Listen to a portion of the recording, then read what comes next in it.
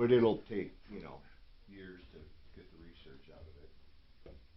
And she likes doing that. Oh yeah.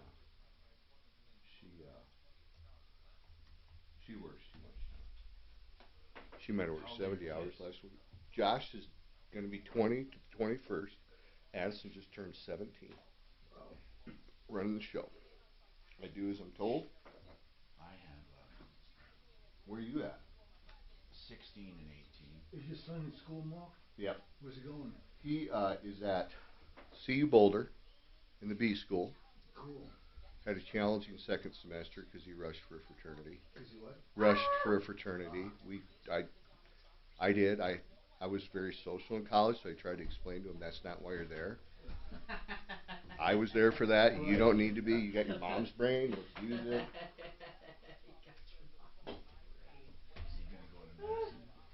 He's probably going to go into law. Our daughter's in law school. Is she? Where at? YO. Y-O. Wyoming. Okay. He got mom's brains. He's a bright kid. I don't think he studied once in high school. In straight A's. Got accepted to B school right away off the SAT score. Freaking awesome. Yep. So keep it up is what I'm trying to teach him. Or show him. So Tom, we've had some successes with some of the people that have called that had problems. So we can share those if you want. DNRs, detached resets, because all the hail is pretty prominent right now. There's a lot of companies that will come in like the out-of-town roofing companies and say they can detach reset. They're not certified, they don't have an electrician, and it may negate warranties on the systems. So little things like that are huge. I met with Excel Roofing and their team. That was a good meeting. So we're working with them to do their detached resets too. They're good people. They are. Their building's awesome. Do you know timeshare exit team fucked so many people? I just read that article on Ramsey getting sued. How long ago did he stop representing them? I don't know. Hey, Steve, what's up? I was long gone. They got sued.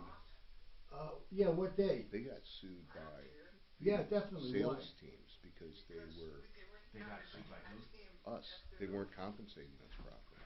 Say that again? So I got a $7,000 check in the mail.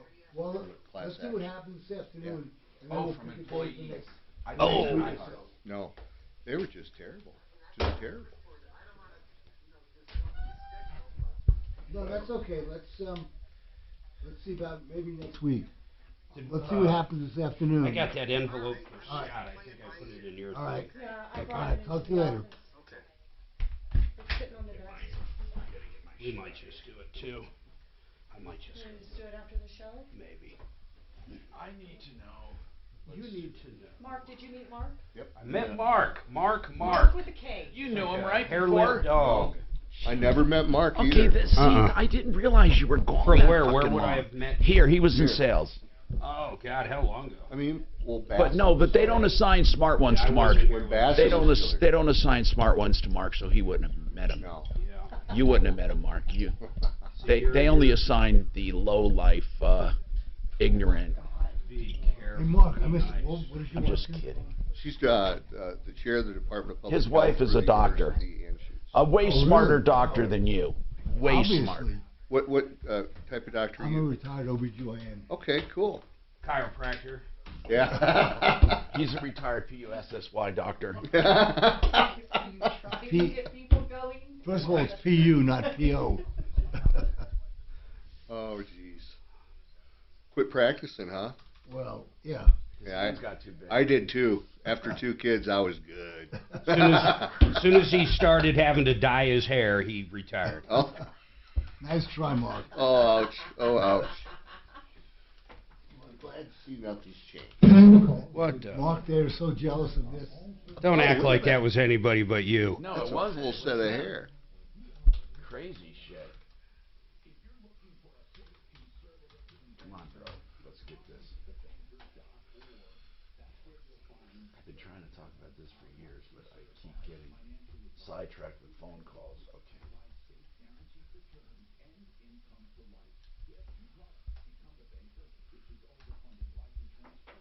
you have your own practice, Doc? Or? Yeah, I was in practice all myself. Cool. Nobody is anymore, are they? No. Everybody got bought up. As all women. There's no more guys in OB. OB anymore. We were a dying breed. Yeah. Well, male-dominated industry for a long, long time. Yeah, it should have been. But there were hardly doctors anyway. Now there's hardly people that want to be doctors, right? Well, I mean, those midwives, they don't even got to go to school. They deliver babies all day. Come on. I just come here to be abused. I hear you. My I God. hear you. Oh, gee, it's hard to deliver babies. It's only been going on for 1 billion years. Somehow we got here without you guys. That's right. Yeah. My mother had me in the kitchen. That was only half know. of what we do. We didn't have anybody there. It was just me and her. Get out of here.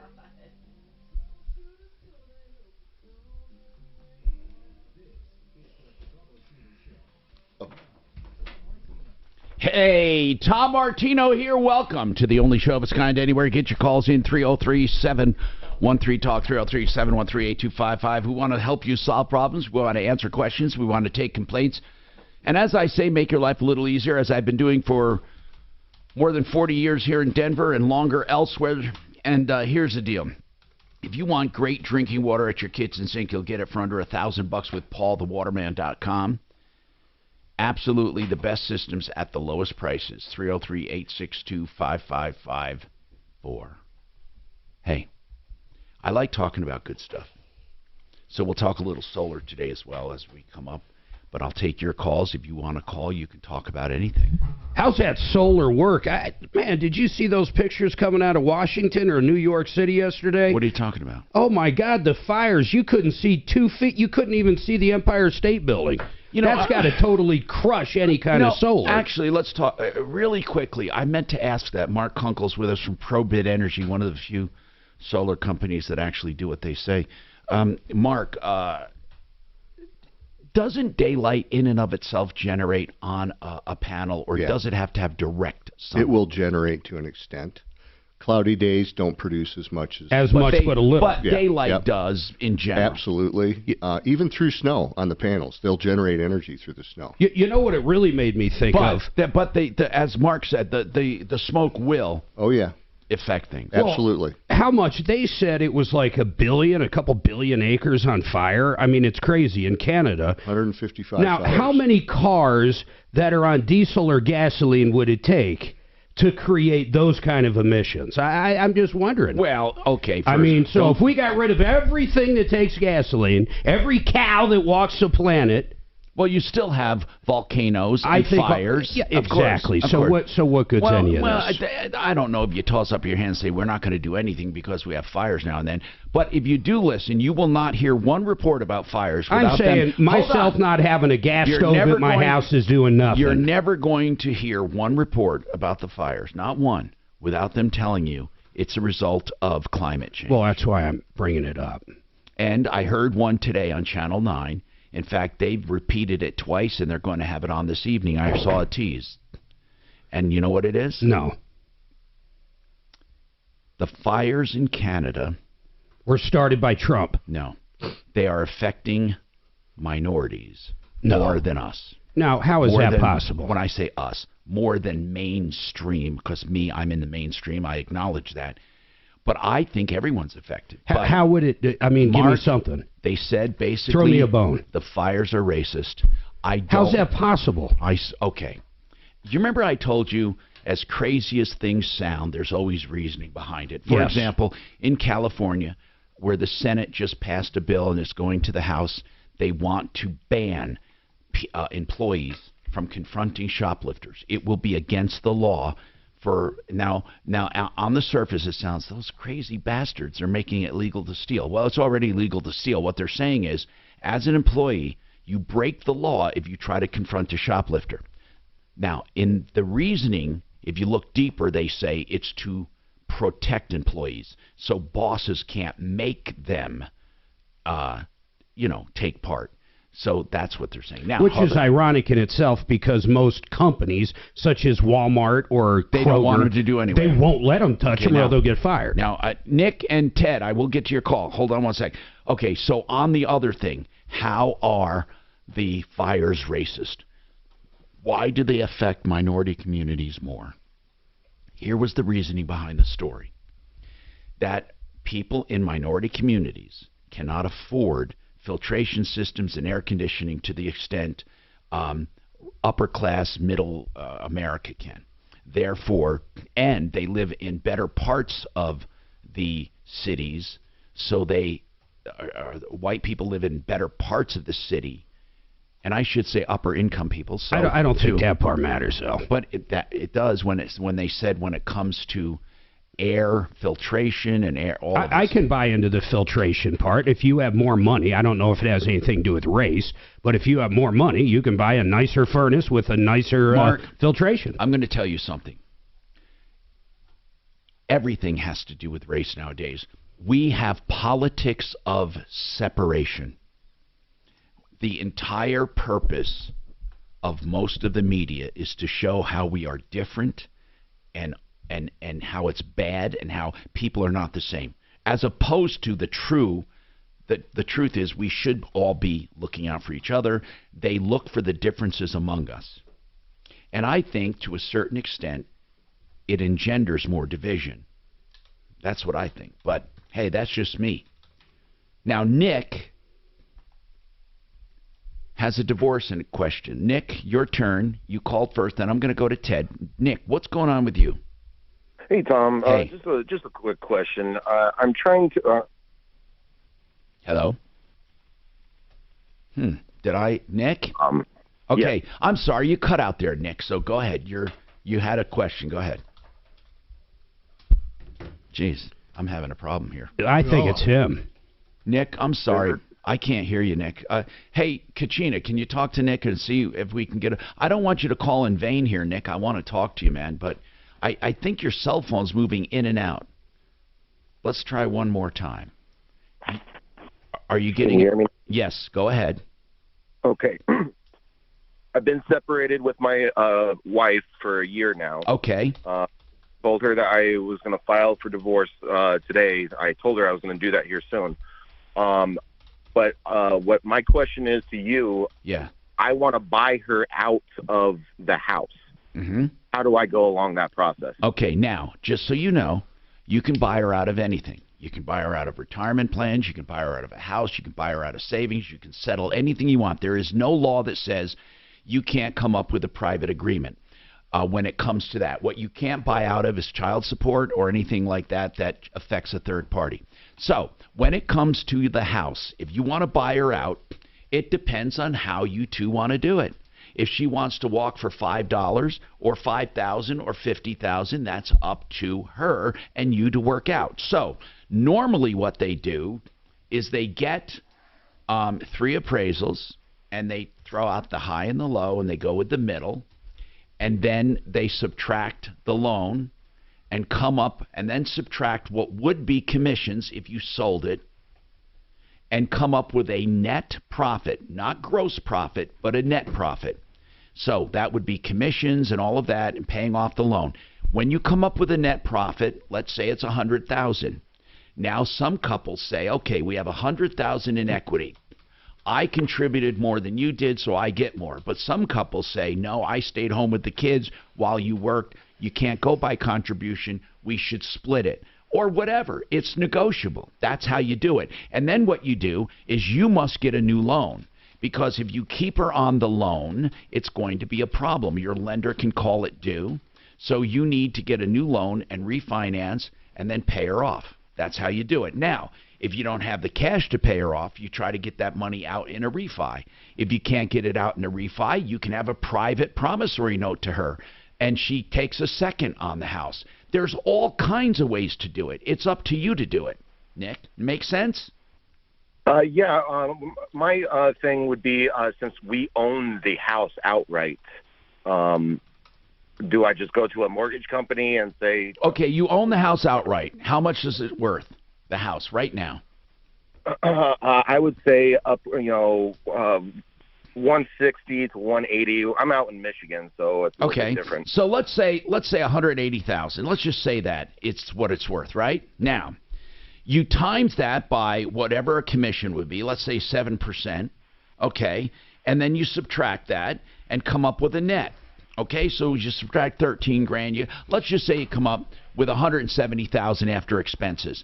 That 170,000 theoretically is what you guys own together and will get if you sell it. So now you can decide how to divide it. Do you have kids? Got 2 kids. Okay, and are they minor children? Yes, they are. Did your wife contribute equally to the marriage by taking care of the house and the kids or working as you did, or what? How is that done? Do you both agree it would be 50-50 or what? Yes, we're trying to make this as cordial as possible. Okay, then most likely it would be like a 50-50, and you would just take an amount and go out and get a mortgage for that amount or more if you want, if you need extra cash. How much did you make on it? No, they didn't sell it. I'm saying if you sold it right now, how much would you make on it? You mean above his base? I'm thinking, here's where my brain's going. I'm thinking capital gains in some opinions. That $250 per person could be worth something somewhere if the capital gains is there. No, but his whole house, Mark, is worth 170. He's never going. Oh, the entire house? Yes. Or his net profit will be 170. I got you. The whole house. So I think you're within safe haven on taxes, and you should just negotiate something she will agree to. And will she want to be bought out, by the way? Yes. Okay. Then you got to get a mortgage, but you have to qualify for it. Get a mortgage, and you pay her off.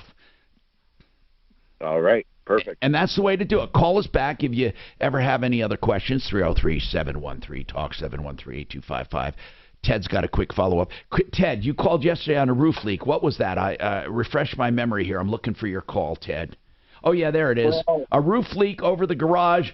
You saw an ad for roof repairs posted by these guys on Nextdoor, Serena and Nick Stevens. Nick came out and recommended new flashing. He repaired it for $800. It still leaks. You can't get a hold of him. And I said, so what's going on with that? Well, I just was wondering if he had recontacted you, I guess. No, we put the word out. We put the word out and asked people to contact us. And did you give us a number for him? Yes, I did. Okay. Did we try calling him or not? Who did we? I see we did not give this to anyone. Why don't you give it to Kachina off the air and she'll try to call him, okay? Let's try that. More coming up. No, that was it. That was that roof. I know, you're right. We couldn't leave a message. There's nothing. I forgot to go over that. I did leave him a message. Off when you're not talking on when you are. Okay. Do we have any Lysol or anything? Yeah, what do you need? Lysol or do you want... Yeah, this smells like it went through a sewer.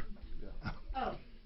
I don't know who used it. Well, It was do you want me to Leland. wash it? Do you want to use mine while I We wash can mine? just spray the shit out of it. All right.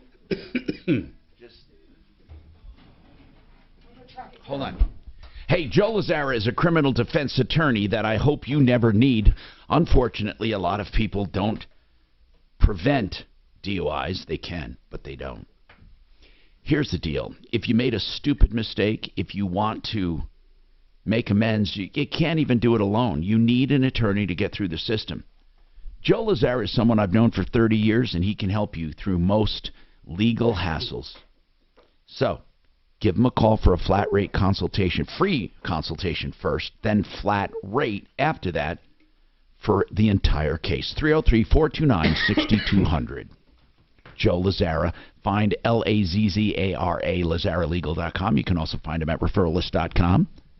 That's where you're going to find Empower Reverse Mortgage. And listen, mortgages right now have slowed down, but do you know reverse mortgages are still handy for people who just want to pay off their loan and be done with a payment, or they want to maybe get an emergency line of credit because their house is paid for. And that emergency line won't go away. In fact, it grows in borrowing power every year. Find out more from Empower Reverse Mortgage. Mark Massey and his team at 720-500-7719. 720-500-7719. So your lives are what pop up, right? On the screen? Is that the deal? Is that how it works? Okay. My lives, yes. So you're if you did have 500,000 in profit, and you buy her out,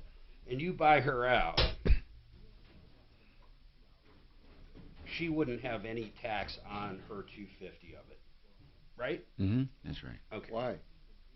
Because there's no, in fact, Oh, she's buying the house. if you don't structure it as a house sale at all, and you just structure it as a, I would structure it just a divorce settlement. I wouldn't say it's to buy out the house, because I'd want. He's just borrowing money to settle the divorce. Yeah, actually, I may want it as a buying out the house to get a higher basis. But how does it work? Because his basis goes up. Like, take the house out of it. Say you come up with a lump sum. You're getting divorced. Yeah. And you don't want to do support. Right. You come up with $1 million.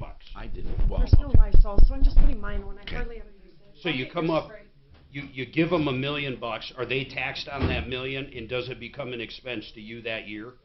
It depends on what it is. If maintenance is, I don't believe, that's negotiable too, as how you guys do it. I forget how I did it, but I had a lump sum because I didn't want to pay maintenance. Did you get to take that as an expense that year? I don't remember. I don't think I did. Okay. I don't think I did. And then does she have to take, of course, the income on it? You know what? I forget. I really forget about it. It would be a good question. I forgot. I would assume she's got to take income on it. Well, wouldn't it be income you were taxed on Child as support. a couple already? Right? He's already taxed on it. Well, if they file jointly or whatever. I mean, you know what I'm saying? Yeah, well, yeah. Double taxation. Is it, well, okay, then let's say it is monthly, and it's coming out of your salary monthly. You're getting taxed on it. Does that mean she doesn't? No, child support isn't taxed. We're talking alimony. Oh. Or palimony, whatever you want to call it. It's maintenance. Maintenance. That's the official word now. They call it. I don't think that's taxed. I don't know. Well, that's kind of weird because. Hold on. Is the spousal one person is getting taxed on that income. maintenance, right. And then they give it to them. Like it's not okay.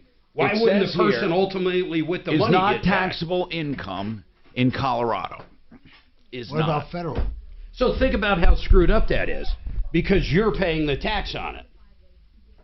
Right. You make $10,000 a month or whatever, and you got to give her too. There's no tax due. Maybe it's pre-tax money, Mark. You think so? I don't know. No way. There's no way alimony's pre-tax. Then people would get divorced on fucking purpose. No. Yeah. I don't know. I don't know actually if there is federal tax due. Yeah, but when it comes out of the person's paycheck that's paying the maintenance, they're getting taxed no matter what they're taxed. No, I get it. I'm saying that seems strange to me, considering you don't have the benefit of the money or she doesn't. Well, the other person does. You know, when you do your taxes, it says, do you pay alimony or child support? Okay. So you lay that number in. What happens? Does that number? Maybe that's what he meant by it's all part of the divorce. Right. Who's going to get the tax benefit or who isn't? Right. Okay. But I don't know. I know just enough to be dangerous in those topics. Okay. How old are yours, Tom? Federal. What's that? Your kids. How old now? 16 and 18. Okay. Federal taxes. It was deductible and taxable to the payee. It is now taxable to the payor. I don't get what that means. The person paying it. Hold on. Hi, Tom Martino, your troubleshooter. 303-713-TALK, 713-8255. Actually, so federal tax is not due on maintenance. We were looking that up off the air. Maintenance is not taxable to the receiver. But the giver is taxed on it, of course. Yeah, because it's after-tax money, of course. And you don't get it. It seemed like it would be opposite of that, though. And it used to be that you got a deduction and they claimed income. But now you don't get a deduction and they don't get income. So if they got one lump sum of, say, $1 million, they wouldn't be taxed on that $1 million. That's right. Nor if they got it over a 10-year period would they be taxed on it. Wow. 303-713-TALK. All right, so did we try calling this clown?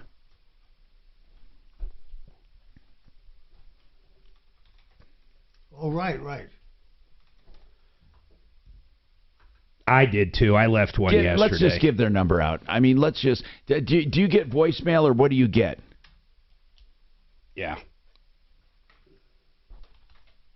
No recorded, okay. But we need to leave a message, and then we need to go on Nextdoor and let people know about these people. Honest to God. I mean, I couldn't find it anywhere. Ted, you sent me, I guess, a screenshot of it. Oh, God bless. Yes, Ted?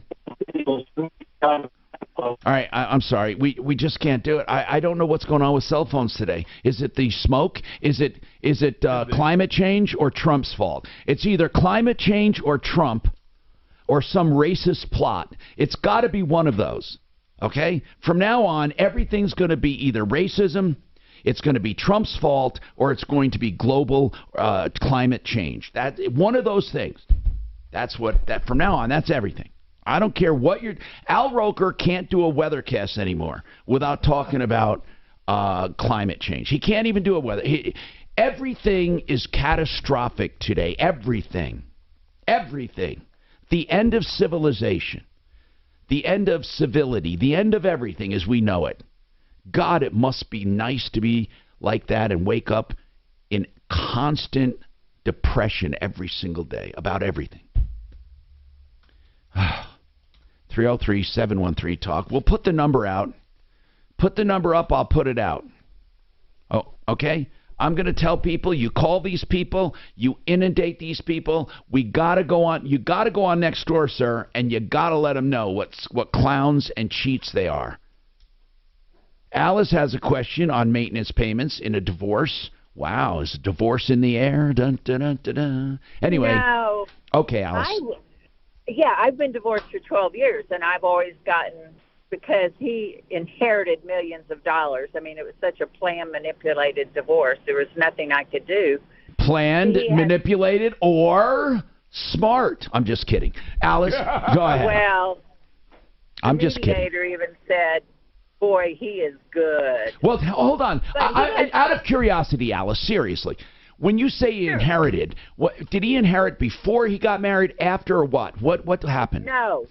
He made sure he filed for divorce when my daughter turned 19, so he didn't have to pay child support, and then before his parents died, and I had maintained the property for his parents' estate. They owned office buildings in Boulder, and I was the manager for 28 years. Okay, so he waited until after his daughter turned 19 and waited for a divorce to inherit the money? Yep. He divorced me before his parents died. Therefore, when his parents died, he inherited all the money from the building. Alice, was he going to divorce you anyway? Probably. So but, you're saying he did it before his parents died. What different? I mean, see, I'm trying to figure out if he manipulated this on purpose. I don't know. I mean, it does. I know that's not part of your question. Matter. I was just curious. No. Okay. It doesn't matter. Now, did he give anything? Did he give anything to his daughter? No. Nothing? Did he help her with college? No. What, are you kidding me? How much did he get? He's probably $3 million off the estate. So anyway, what's your question now? My question is, he pays me $1,000 a month for the rest of my life, and even when he dies, his estate has to pay me the $1,000 a month. For how long? For how long? Till she dies. Till I die. But how can you tax a dead man's estate? I don't understand. That's in a divorce decree agreement? Oh yes. Really? Okay. And anyway, okay. My question is, you were talking about that maintenance is now changed to where the recipient doesn't have. Right. You don't have to pay tax on it, according to everything I'm reading. Claiming the $1,000. So hey, when did that change? No, I'm serious now. We're having too many problems with phones, Shannon. Is it our system or is it their cell phone? I'm serious. Is it our system? No. And does it really have to do with the atmospheric conditions? Okay. Hey, Alice. Yes. I caught most of that. Let me just ask you some quick yes or no. Are you claiming it as income? That's what I was told I had to do. I need to get Rich Harris on. We need to ask Rich Harris from Harris Family Law. Okay. Well, I want to get an answer. I want to get an answer for you because how long have you been claiming it as income? For 10 years. And is it considered spousal maintenance? Yes. Okay. There were changes in Colorado recently. It might also have to do with how it's structured coming out of the estate. Well, the interesting thing is when he inherited all the money, he didn't have to pay any taxes on it. His parents were very smart. They had life insurance policies that paid for all the tax of everything. Oh yeah, that's the way it should be. Yep. Yeah. Money was basically tax free. Well, yeah, the insurance took care of that because insurance proceeds are not taxable, so they use it to pay the taxes. It's a very common. It's very common with people that have money. Okay. Well, I'm going to listen. If you get an answer from Mr. Harris, I'll listen. I will. I'm hoping Kachina, Rich Harris. Let's ask him about spousal maintenance and taxability, or maybe we even talk to one of our accountants. Whoever wants to answer that would be good. 303-713-8255. We got a lot happening here today. And remember, Frank Duran, the real estate man, will do a free market valuation of your home. Speaking of real estate and divorces and anything, if you want to know what your house will sell for, Frank will do it free, complimentary, a true analysis based on comparables on the current market, your neighborhood, supply and demand, and everything free. No obligation. Frank Duran, therealestateman.com, 303-920-1622.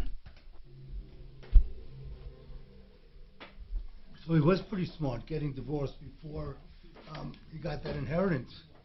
I don't really fault him for it. No, of course I not. don't see what. She admitted that she was probably going to divorce her anyhow. So what the hell? Why would you wait? Till you have a shitload of money. You wouldn't. No. However, you must answer questions during that time about, do you anticipate imminently, like, do you have a winning lottery ticket? In other words, you haven't cashed in yet. Now. Yeah, but you can't tell when your parents are going to die. Exactly. Right. Unless you kill them. Yeah.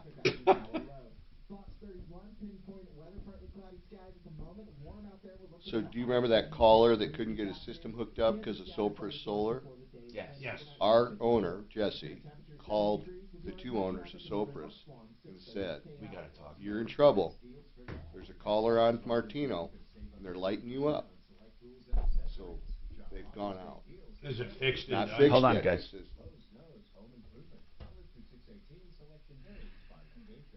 What do you want when it comes to auto repairs? I'll tell you what you want. You want honesty, integrity, value. You want, of course, all of the stuff that goes into Sheridan Auto Tech on Colfax, just west of Wadsworth. They even have electrical repairs they can do, heavy and light maintenance and repairs. Whatever it is, you'll get, as I said, honesty, integrity, longevity, value, and honesty is above all. That's what I love. SheridanAutotech.com, 303-455-7242, 455-7242. Hey, you know, not many people give prices on the phone. They always say, come on in, or we'll make an appointment and have somebody sit down with you. You know what code word for that is? We have to explain why we're so expensive. Here's what the Art of Granite does. They tell you on the phone approximately what your project will cost based on your description and measurements. That's right, theartofgranite.com for any countertops, not just granite, any kind of countertop. They have wholesale on all materials. They tear out and haul away free. They do the bathroom free when you do the kitchen, or a free kitchen sink. 303-386-5919. 386-5919. Get your price.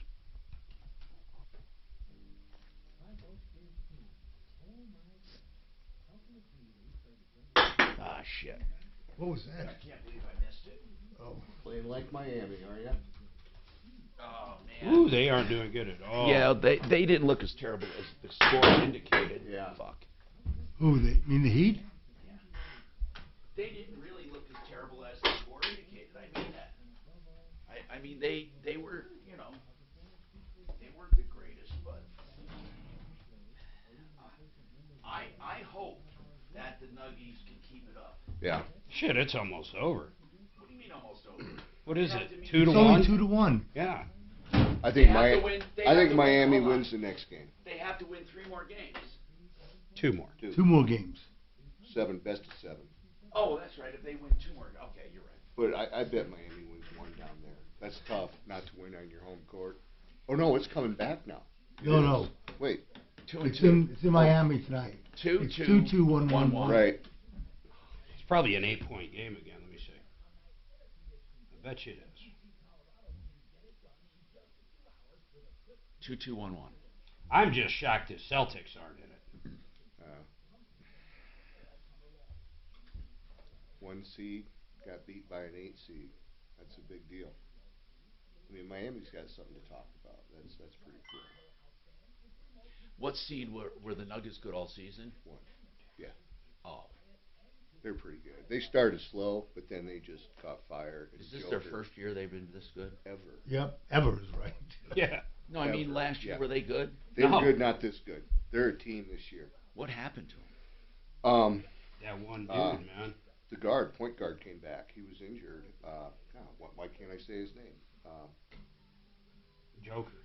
No. The guy with no, he's a center. The guy with the beard. It's only 3.5 their favorite tonight, so that's got to be in Miami.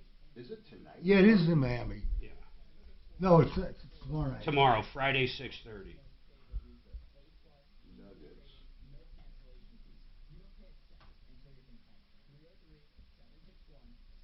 I wonder what the final. Let's see here. Jamal Murray was hurt. The Heater plus 650. And he's putting 40 points up, 30 points up. He's a great guard, throwing threes. But that Brown kid from Kansas was on fire 4th quarter last night. I mean, the rookie. Yeah, rookie. I know, 22 points. years old. 15 points. He was just defense, stealing. He was hooping. Porter, he's got to step up. But it's fun around here right now with the Nuggets. I mean, it's never happened. You know, we went to a neighborhood bar. And nobody's talking about them in national media, the fucking assholes. Yep.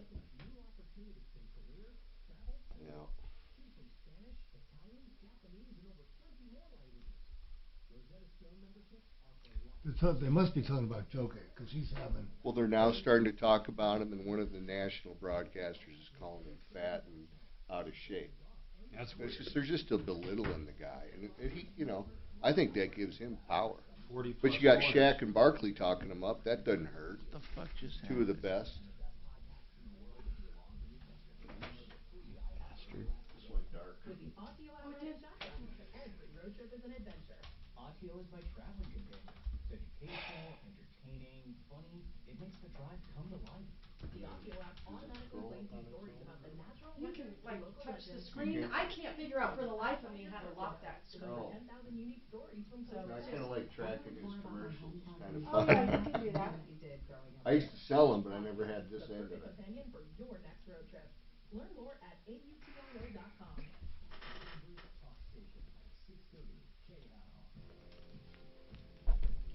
Hi, Tom Martino, your troubleshooter, 303-713-TALK, 713-8255. Get your calls in. Rich Harris from Harris Family Law is on. We're going to ask him a question that came up. And, Rich, when it comes to maintenance, spousal maintenance, is it taxable to the receiver? Tom, thanks for having me on. The answer is no for any court orders from 2018 and on. Okay, but if it's before that, you pay tax forever or up to 2018? Good question, Tom. So if you have a divorce decree that was entered prior to January 1, 2018, all of the maintenance payments paid into the future are all going to be includable in the income of the recipient. Wow. That sounds crazy as hell, Rich. And they will be deductible by the giver. So if you happen to be fortunate enough to be divorced before then, you get a deduction if you what pay. Other example where a tax code is so tied into a divorce, a date of a divorce? I've never heard of anything like that. I think it's unfair. I think they should have gone from that day forward, but what the hell? They didn't go from that day forward. If you had a few days before a divorce decree, you're screwed.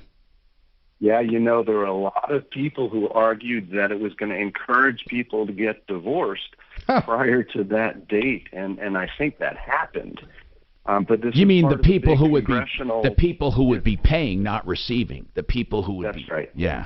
That's Okay. right. Wow. Now, so Rich, then spousal maintenance. That's why she's been claiming it as income for 20 years, and we'll have to, or 12 years, and we'll have to continue to do that. Whereas now, what about? Wait a second. I'm very confused here. So why? Well, I get the whole 18 part, before and after. But how about right now, if I've got to pay someone maintenance, right, $10,000 a month, right, that money is most likely already been taxed coming out of my normal income. That's right. Correct? That's right. I have to pay tax on it. Yeah. And then I give it to them. And they don't pay tax on it. But prior to 18, they paid taxes as well. No, but you deducted it. I got to deduct Yes. it. So all they did was swap it. That's right. Got it. Okay. So it wasn't double taxed before that. I know what you were asking. Okay, so here's the thing, Rich. Right now, what about state tax? Does it depend on what state you live in? Yeah, so good question. So when we're talking about the maintenance or alimony deduction, we're talking about federal law. So the deductibility is a federal situation.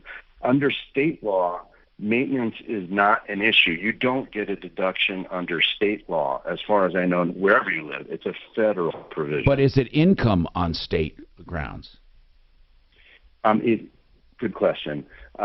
Since the state tax laws basically are subservient to the federal tax laws. All right. Once Congress took that away, I don't think it applies to states either. All right. So, Rich, I literally referred a friend to you this morning, and you probably got a call if you didn't, you will. And he wanted to know specifically, he doesn't know what he wants to do, but he wants to know what his situation looks like. And that's a perfect scenario for what they call the early neutral assessment. You guys do this, whereas they pay you to go through the divorce as if you're looking at it from 30,000 feet and what he can expect, right? Yeah, Tom, first of all, thank you very much for the referrals. Yes. We always appreciate those. We'll take care of anybody you send our way. Yes. If somebody calls in, we set up a consultation with them, and we're going to analyze what's going on in their situation, what they're looking at, what to be careful about. Yeah. Ideally, everybody comes to see us before they file, because I think we can help a lot. And also, you look at their prenups, right? Absolutely. Yeah. Okay. So in any case, an early neutral assessment, you're not like blowing smoke. You just tell someone, here's what to expect, and you might want to, and you may shoot holes in their prenup. You give them the honest to God truth, right? Absolutely. Absolutely. We tell them the good, the bad, the ugly. Right. And that's 303-515-5000. Thanks, Rich. We appreciate it. 303-515-5000, harrisfamilylaw.com. So prior to 18, if someone got divorced and had $1 million settlement, so there wouldn't be monthly maintenance, they would have gotten to deduct that $1 million as an expense. That's right. And the other person would have to take and pay taxes on $1 million of income in 1 year. Holy crap. What if you forgot to? Because that'd be $400,000. What if you forgot to? I'm serious. What if you forgot to deduct it? How far back can you go to amend? I'm serious. How far back can you go? I think 3 years. Is that all? I think. Wow. That would be a hell of a mistake. 303-713-8255. Ed, what is your neighbor issue? What's going on? Well, we've had an easement, we thought, for the last, I don't know, since the late 50s, early 70s. Why did you think? Now, how long you been there? late 60s, early 70s. I don't know when Grandpa bought it. It was somewhere back in then. Since the 60s, okay. Now, and you thought, and where did you think that easement was? Through this guy's property. We always went through this guy's property. It's about a mile before we get to our property, and it was pretty much the only. Did somebody recently shut it off?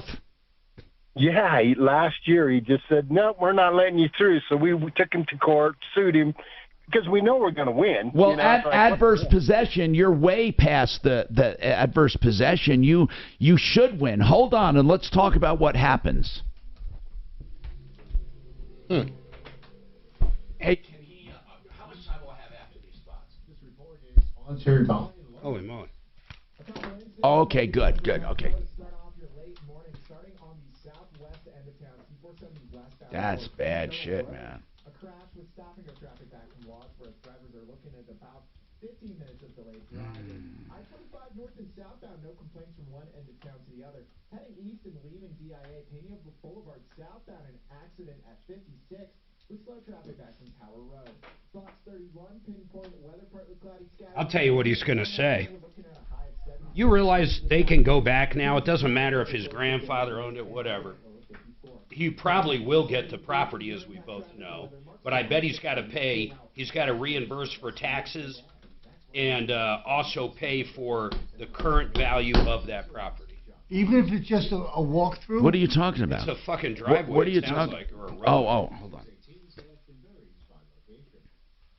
Garage Kings will get you the best garage floors. Yeah, if you want to do those beautiful coatings, you can do them on your sidewalks, your walkways, your garage apron, your shops, your pool decks, whatever. And they guarantee the lowest prices. Think about that. And guaranteed for life to finish. GarageKings.com. I just referred him to Brian Burns yesterday and told him this is the place to go. 720-252-0370. 720-252-0370. Hey, if you want some extra cash, David Ellis Jewelry is buying jewelry. Now, of course, he's a jeweler we've trusted for 40 years. You can always buy there as well. 3rd and Clayton and Cherry Creek. Look for the black awning.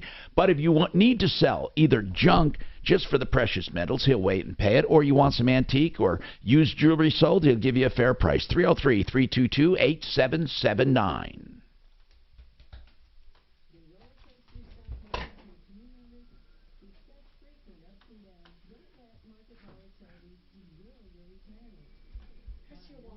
Yeah. Can I see it too? Yeah. I just want to take a couple things, Mark, hang on to them for you for a while. Nice. Send him a thank you card. Yeah.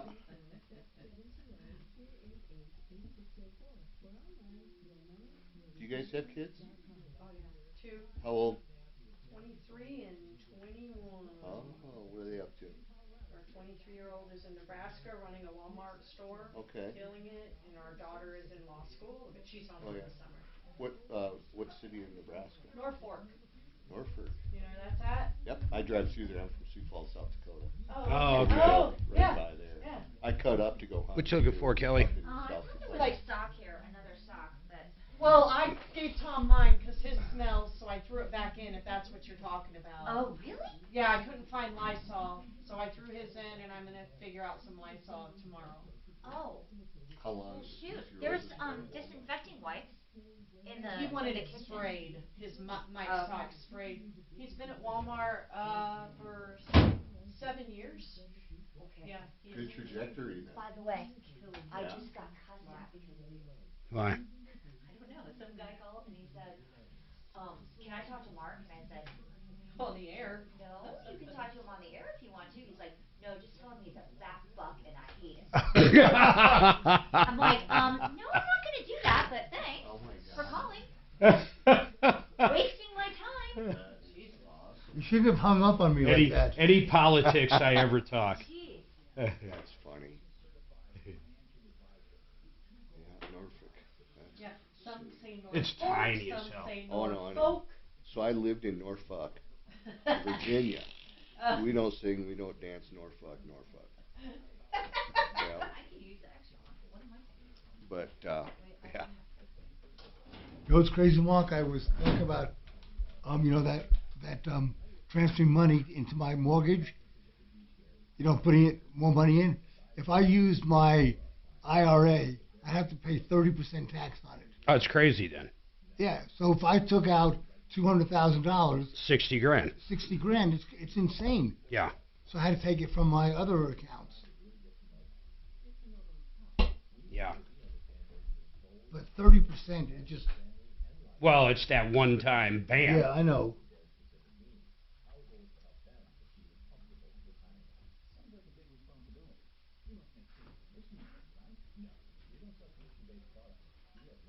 Okay. Still flying? Oh, yeah. You know, I was just thinking the other day, how long do I want to do it? I don't know. As long as you can. You've been saying that for As long as you years. enjoy it, Tom. Yeah. I enjoy it. As long as you do it. You know, when I was having those what turned out to be nothing, those heart palpitations, you know, I wouldn't go alone, or I wouldn't go without my friend, the pilot. But they went away, and also I had a complete workup. I have nothing wrong. So I got my vigor, my desire back because I didn't want to endanger anybody. But I don't know. You know, I'm going to be 70 this year, so what do I do? I go. Hey, I landed an A320 on the simulator. That's one of the coolest experiences. I bet it is cool. I went to the it's realistic. Center. It was Hey, so fun. Tom Martino, your troubleshooter, 303-713-TALK, 303-713-8255. Hey, it's going to get hot. 888heating.com will get you that lowest price on an air conditioner. They say they'll give free second opinions, and apples to apples, they'll beat any price. 303-770-2776. 888heating.com. So we have a lot really happening, man. Full lines and talking about important issues. This neighbor issue, this thing is crazy. If you've had an easement for that long, it sounds like adverse possession would be in your favor, and all you would have to do is compensate fair market value for the easement, and you don't actually even have to buy the property necessarily. You can just work out an easement agreement. Yeah, but that's the problem is he's not reasonable. We sued him. Why all of a sudden? Here's what I need to know. Why did this happen after how many years, man? Come on. Why? Is it a new owner?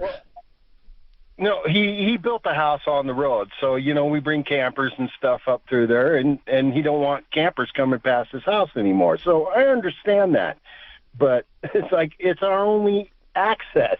It's like, what well, wait a are we minute. supposed to do? Is it literally the only access to your land? No. Yeah, we tried to go through the Forest Service, and they said nope, because we're along the Forest Service. This is up in the mountains. Who sold this property to you? Not that it matters. I mean, you're not supposed to landlock anyone. It's been a family since the Depression. Okay. In fact, our neighbor is a cousin, I don't know. And did you see that there was no recorded easement? Yep, that's a problem too. And now we're in a predicament where we're going to have to sell some property to our other neighbors so he can build a road in. So, it sucks. No. Hold on. What do you mean your other neighbor? What's that all about? Well, we got another neighbor to the south of us, and then we got another one that's okay. Why would you have to build a road for them? What choice do we have? The guy says we took it to mediation. We got that far, spent $20,000 to get the frickin' mediation, and then he says, I ain't gonna do nothing unless it's court, whatever. If the court tells me to do it, then I'll order it. But the problem is the sheriff is probably his frickin' uncle. Yeah, but hold on. You're just way getting ahead of yourself. These two neighbors that you're talking about. Are they denied the same access? No. They've got one of them owns half the freaking country. He's a great big. Wait. brand. So what do they have to do with your plight? I don't even understand why you talked about two neighbors. Why? Because how are we going to get in? That's okay. We're Will the other neighbors? Do the other neighbors have access you can use? No. But they'll sell him property to build a road. Yeah, one of them's willing. So the other neighbors have their own access. Right. And you can, if you want, use their access if you pay them. No. Their access doesn't go to his house. Right, exactly. Well, that's what I'm asking. Will they let you? No. No. Then what difference does They will sell some property to him that will create a road so he has access. And how much will that cost you? No, we have to sell him property. So, and then he'll build this a makes road no. from I'm his sorry, it makes no sense to me. Why do you have to sell your neighbor property? Just help me understand it, Ed. I'll tell you why.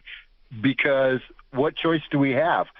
I don't even know what you're talking about. What choice? What does that have to do with your access? Selling him property. What does that have to do with access? Help me understand that. How does selling your neighbor property help you get access? How does it help you? Okay, because right now we have no access. So we could go through your property. That's why I brought that in. But we have no access. That's our issue right there. You have no access, so by not having access, you're saying you're forced to sell that property to your neighbor because they will just adjoin it to theirs? Is that what you're talking about? Yep. Exactly. Okay. I get it. In other words, you have to sell out. You have to sell out and move. Well, we'll still have property up there because it's over 1,000 acres, but we got to sell him 200 acres so he'll build a road through his property to our property. Okay, so by selling him 200 acres, he will build you a road. Yeah, I get really it. Stuff. We don't want to sell him 200 acres, but what choice do we have? You don't have a choice, and that 200 acres, do you have to sell it at a song, or can you sell it for market value? Oh, I'm sure to be market value. I'm assuming. I don't know. We haven't got in that. Is that neighbor pretty reasonable? No. According to the other neighbors, he's an ass. No, I don't know. the one you have to sell to, I'm asking. Right. Yeah, no, him too. Yeah. They're both asses. The one who's blocking you is an ass, and the one that you have to sell to is an ass. Is that what you're saying? Right. Okay. Yeah, we lucky. Would it be cheaper to go through the adverse possession on the first asses? Well, that's the thing that I'm wondering. You can't get anybody to do it pro bono, can you? Of course not. Of course you can't. Why would anyone do that free for you? Why? Yeah, we don't have 50 grand. I wonder what Brad O'Brien would say an average cost, if there even is such a thing. This guy seems so adversarial. Is this other guy rich? Oh, yeah, rich beyond belief. It's daddy's money, yeah. The guy that's blocking you is rich, so he'll take it. He'll take it to the state court, right? The state Supreme Court. Forever. Yeah. Yep, exactly. Then it's going to cost you way more than 50. Yeah, and we're all working people. We ain't got that kind of money. So do you have a house on? Do you have a house on this acreage? No, it's just farmland, and it's. What do you use it? What do you use it for? Farming, ranching. Man, you got a problem. You're going to have to take the path of least resistance and least expense. I mean, if you don't have the money, here's the deal. If you don't have the money to hire an attorney, you're not going to get it done free. You're just not. And that's what I was going to ask. Hold on. What the hell? So the other people will build him a road if he sells them 200 acres. Yeah, that's what he's saying. And they're going to use that acreage, I think, to build it. Yeah. So what's the big deal? I mean, they don't want to give up. They don't want to give up 200. But they have no choice. And if they get it at a good price, I mean, what they don't have a choice. Really, they're building the road if they sell the property anyhow. That's the deal. If you think about it. I mean, What's that? If you don't have anything on that property and you're just ranching it and you have no access, then what's the point of having the property? It's almost no point. There's no point. And it is sad. Yeah. So And the value of the properties. It's debatable, right? Well, I don't know. Who do you sell it to? Well, except for the two people next to you. Exactly. So it's like, it's very debatable. I'm selling the 200 acres. It has almost zero value to people outside of the neighbors. Do you know that the Denver Post right now for a year subscription for 1 year is $3 for electronic? $3. Yeah. And then $500 for delivery. Because they can't get people to deliver it. $300. Do you read that newspaper? I mean, $3. What? I don't see any newspapers anywhere around here. I don't read it. Not for a long time. Not a long time. Used to be newsrooms stacked with them. I was telling him yesterday, the only in New York, it's sort of a custom. Everybody reads the Sunday Times. Yeah. The print edition. Sure. The Sunday Times while they're having their bagel and lox for breakfast. Man, I used to read the Sunday paper every Sunday. Yeah. I've got my news before they even print the thing now. I mean. So I have a question for you, Tom. How come you can say balls to the wall, circle jerk, but you can't say shitty? I don't know. We didn't make the rules. That's just the way it is. Pissing. I know, it's crazy. You can say I'm pissed off, though. You can't say, go piss off. Really? I think you can say piss off, but you can't say I'm pissing. I thought you couldn't say go piss off. I don't think so. I think so. I just know there's something. Let's with find pissing. out. Let's try it, Yeah. Tim. Everybody say one of them. Test the license. I'm pissed, you're pissed, go take a piss. That is funny. Well, how about if I say it in a medical context? That's probably different. That's way different. As a doctor, Right. too, right? But As a that's not, physician. how is that? Yes. A doctor would That's like say, using "When's the fuck last in time you medical. pissed, patient?" No, I'd say urinate. Yeah. That would be funny. A doctor can say it. That makes Right. no sense, yeah. Jesus, is this delayed as shit? What's that? This YouTube. Is it? I have to refresh every now and then to get. The Air India flight diverted to Russia because of engine trouble has landed safely in San Francisco. Several Americans were on the flight from Delhi. They were stranded in Russia while they waited for another plane. I could got you. At Fisher Investments, we do things differently, and other money managers don't understand why. Because our way works great for us, but it may not work for your clients. That's why Fisher Investments is a fiduciary, obligated to put clients first. It's the highest standard. Kelly has it. Hey, Kelly, can you hear me? Oh, you got spots coming. Oh, no, you don't. Hey, can you hear me, Kelly? I don't think he's got mics on.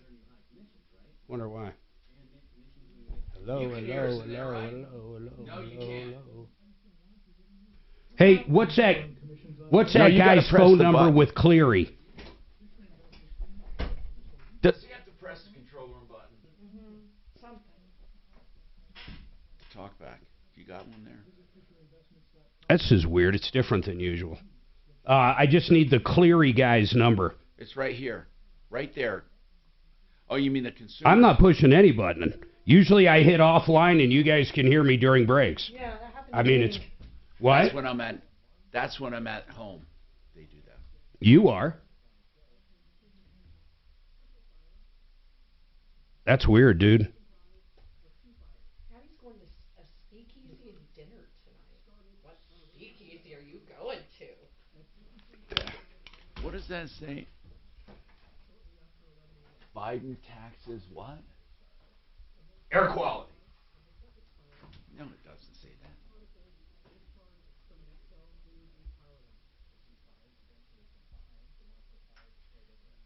Ooh, they blame Excel. Excel for what? That Marshall fire. I just caught a piece of that. What are we listening to? Our news. Our news? Man, if that's true, they got a shitload to pay. You know what's really ironic about all that? So we're obviously doing some solar up there, right?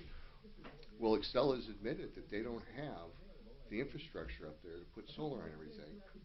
But the county is, any new builds, Boulder County says you got to put a 4 kilowatt system on. Nobody talks. Nobody talks anymore. Air quality. Did you know, Doc, air quality affects Everything. no minorities. What? Minorities more. Oh, I know that. Because they don't have access to air conditioners, which do some filtering. I think it does. I don't think it's minorities. I think it affects poor people more. But since there's more poor people that are minorities, So we've got to have the 13 filter and an air cleaner on our system. that is hospital grade. So it will knock down any particulate matter and neutralizes it, and then it goes through your cold air return. But the point is, I didn't pay for it because it's part of what we sell sometimes. It's $4,000. Say again? $4,000. Yeah. That's just for the air cleaner. Okay? A HEPA filter to have that system put in is probably another $2,000. Now they're great. They're That's great. why poor people can't afford it. Yeah, I mean, here, let me give you $7,000 so I can breathe better. My wife was wearing a mask when all that smoke was here. What is it, a week and a half ago? Yeah. She goes, I was playing tennis. I had a tennis match. She goes, you're not going to play tennis. You're canceling it. I said, I'm not going to cancel it. She says, you're going to wear a mask? I said, I'm not wearing a mask. She goes, will you be embarrassed? I said, honey, I'm too old to be embarrassed.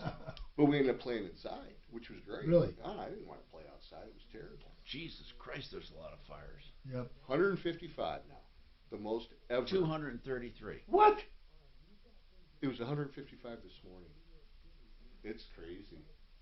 I'm supposed to go to an outdoor concert out there in a few weeks. Where? I wonder if it's going to be canceled. Where? Out in D.C.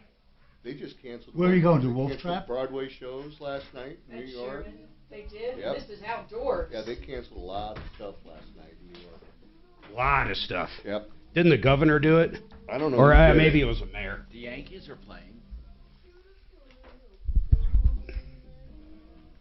That's what they said. I thought Tonight. Yeah. We were talking yesterday. Hey, Tom Martino here. Welcome to the show. 303-713-TALK, 713-8255. Waterpros.net. If you are looking for a softening system for your home under $2,000 fully installed for the best water quality and preservation of plumbing, better laundry, better health, paulthewaterman.com. Hey, that's 303, by the way, 862-5554. Hey, let's talk. We have solar in today. ProBid Energy, one of the few companies that actually does what they say. They repair systems even if they didn't install them. They help maintain. They install new systems, of course. And solar is a weird industry. I've always said that solar lives or dies by tax credits. But the solar industry kind of screwed people in general because as the tax credits came in, most of the companies just put it to the bottom line. They just marked up their systems. That's all they did. There wasn't a real savings. I mean, it's just weird. Anyway, ProBid Energy, they have some pretty good values. They have some good maintenance. They even remove and replace panels for roofers. Right now, is solar popular or not? Or is it a struggle? Tell me what's going on. It's real popular. And you talk about the tax credits. They are 30%. They had dropped down to 22%. So that helps a ton. The financing that is local, Colorado Renew loan, it's a great loan. Is it? It's great. It's fair. No dealer fees, just a percentage on the money. And you got 20 years to pay it off. No penalties to pay it off early. So Who do you find buying solar? Old, young, in between, people just moving here, people who've been in a house a long time. Who's your typical customer? All of the above. Who's the main segment? I would say 35 to 64 is the main segment. Established a little bit more, maybe have some kids, in the house, and they're starting to use more and more energy. Buying or leasing? Buy. Leasing's good for people that can't benefit from the tax credit, and it's a good opportunity to lock in a payment for 25 years.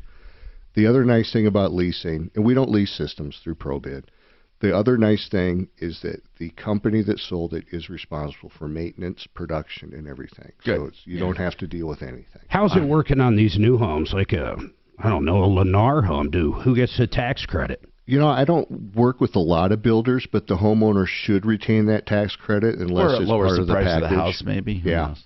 Hey, Ed. Ed, so your bottom line, you have 1,000 acres. One neighbor blocked your access after 40, 50 years, and now, or more, and now you're forced to either take him to court, which will cost $100,000 easy, or you're forced to sell to another neighbor 200 acres to get access. So, Well, and I kind of blame it on the National Forest. Can the National Forest deny me access? I got to I go don't through all know. this work. I actually don't know the answer to that as far as denying access.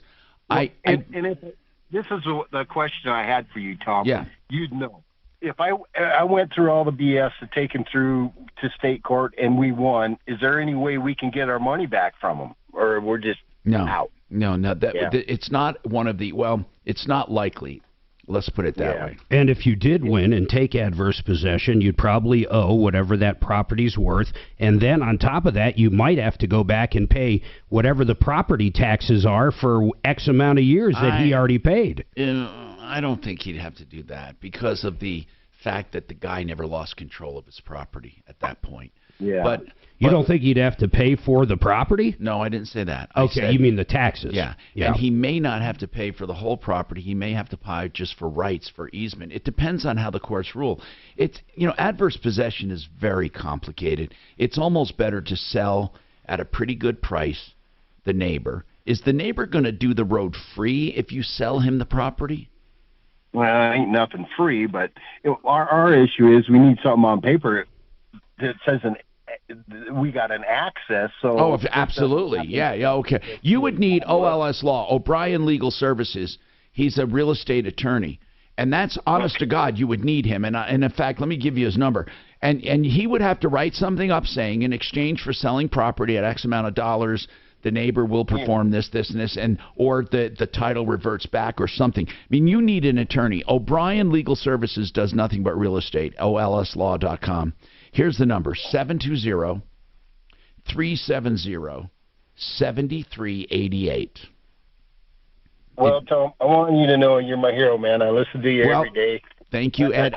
Listen, I hate that you're having this problem. It really sucks, especially because, the guy just changed his mind after all these years. And people, I'm telling you, you got to be careful with access when you buy a place. Don't assume it's recorded and it's there. If you're buying a property, you got to see it in writing. It's got to be recorded with terms and conditions you can live with.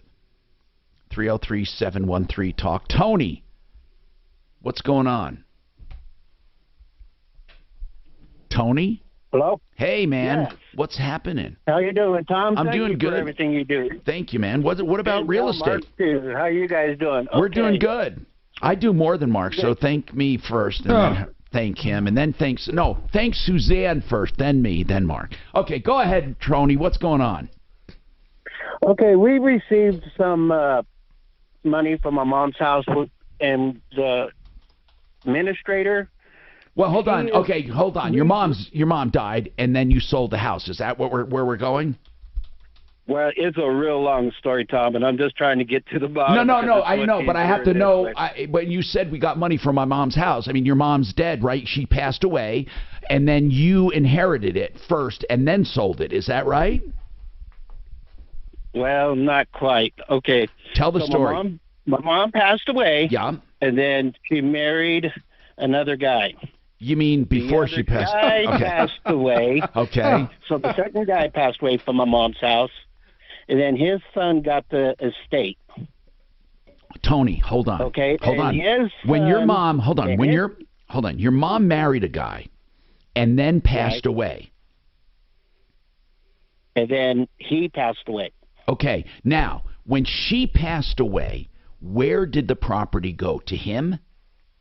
To him, yes. How long was she married to him?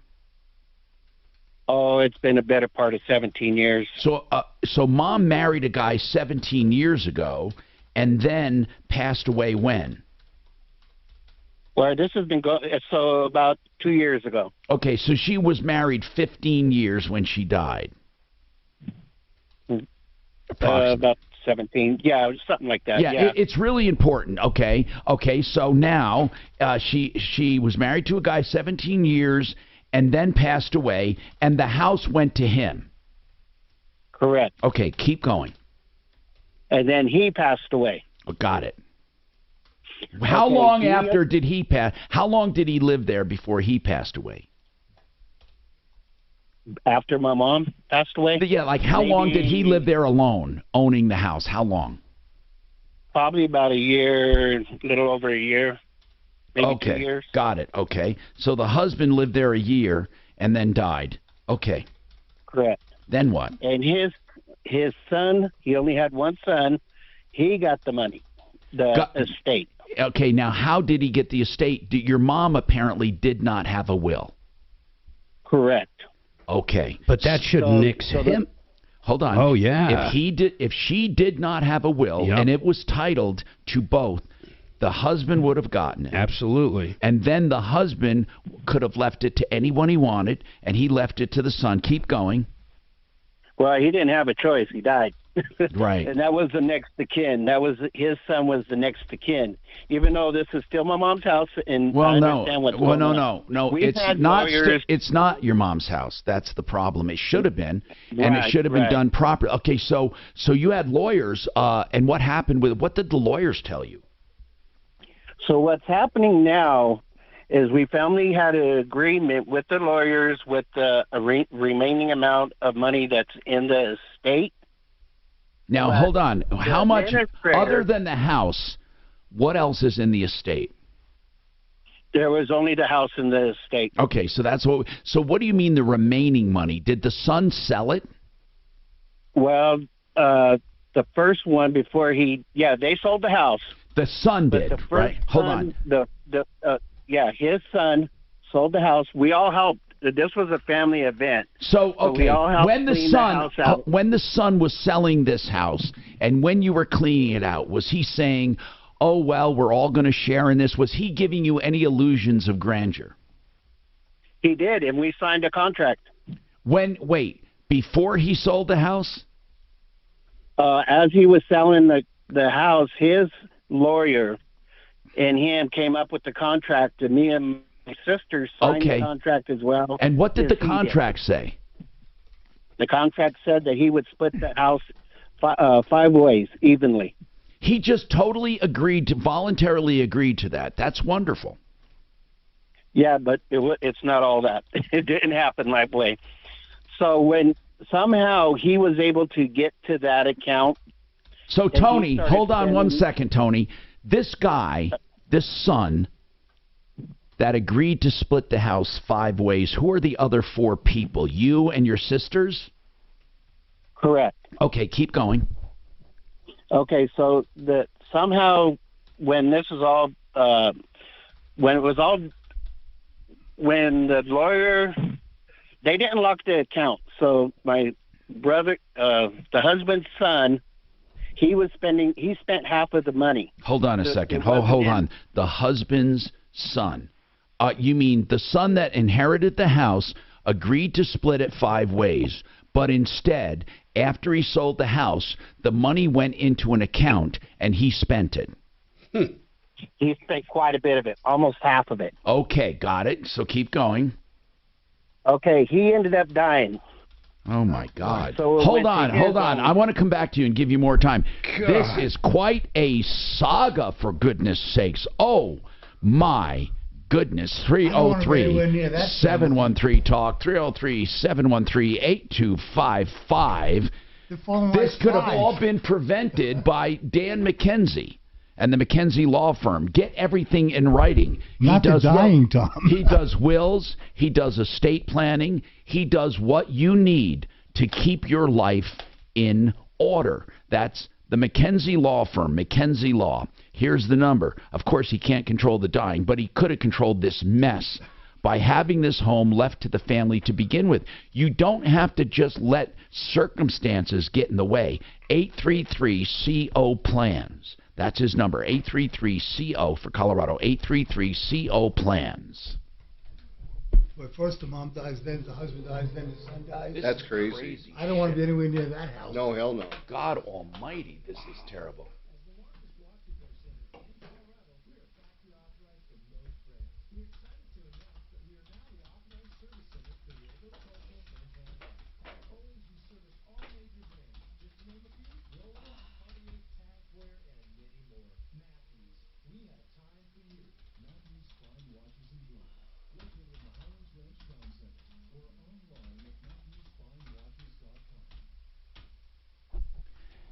All right, Harris Family Law, the one we look to for our expertise. In fact, We have him right here, right now. And we talked to him earlier about tax deductibility and income for maintenance. And today we also want to talk about, how about marriage proceedings when you have a business? How does that work? What do you do to value a business? Obviously, some people want to see it valued high. Others might have a vested interest in seeing it valued low. Rich, what do you do? Yeah, that's right, Tom, and thanks for having me on. This is one of the most contentious things that can come up in a divorce. If a husband and wife have a business, or one of them has a business, the court can place a value on it and try to divide that value. So what we typically do is we bring in an expert, a business appraiser, same kind of expert you'd use if you were trying to sell your business or get investors. These are really experienced folks who do this all the time. Last night on the webinar, on our weekly webinar, our free webinar, 5 to 6 every Wednesday, we had an expert on, Ron Sr., who does this stuff all the time, and he was fantastic. People can download and watch what he said. It's really interesting. Now, obviously, you want a fair and equitable settlement, and you have to know how to enter this whole thing. You know, Rich, I keep going back to this, but this is where your early neutral assessment can come in, too, because you can give them a preview of what to expect. Yeah, that's right, Tom. Thanks for asking. I mean, if people come and see us before they file and we find out they have a business, we can tell them what they're looking at, tell them how to start gathering the documents the appraiser is going to need and how to handle that with their spouse. Exactly. And, Rich, people that call about complicated divorces, it should be said, you have, 30 attorneys? You have different attorneys for different things, right? Don't you have specialists? We do. We have folks who are really good with things like business appraisals. We have folks that are great in taxes, folks that are great with the child custody issues. Yes. Whatever the client's needs are, we can tailor the attorney to their needs. You even helped some people with international stuff when it came to children one time. And by the way, the website is, I'm going to give you the website where you can find those webinars. And they had one last night. They have them every Wednesday. And here's the website, harrisfamilylaw.com. That's the website, right? But if you put the / harrisfamilylaw.com/webinars, you will find all of their webinars free of charge, access to incredible information. And their phone number is 303-515-5000. Hey, made in the shade. When I say that, it denotes easy street. That's the expression, made in the shade. Well, you know what? It is kind of easy street when it comes to window coverings, if you deal with made in the shade. Look for them at referralist.com. They do all the measuring and estimating free. They even have a design consultant to help you buy the right stuff. And then they have the people to install it all in-house, one stop, and you get guaranteed window coverings, and they are great people. 720-458-6566, 720-458-6566. Hey, you've heard me talk about Frank Duran, the real estate man, and to say that I respect this man is an understatement. It's a damn near bromance. He is such a great guy. He will make you feel like the only customer. I've used him 4 or 5 times. Mark and Suzanne have used him. We have all used him and referred him, and you will love him. Whether you're buying or selling, he will look out for your interests with facts and figures, no dreams, no gimmicks. That's 303-920-1622. Frank Duran with RE/MAX Alliance. That's Frank Duran, therealestateman.com. Mark, you know what I saw this morning at the dealership? What? A G60. Oh, the electric. I guess so. It kind of looks like one of those By the way, or SUVs. I know somebody wants to buy one. You can't get special deals on them, can you? No. And then this is sharply looking. The G90, Mark, that thing is frickin' sharp. What kind of car is that, Suze? It's a Genesis. I had to put mine in for warranty work this morning, and so I saw the new one. Did you get a loaner?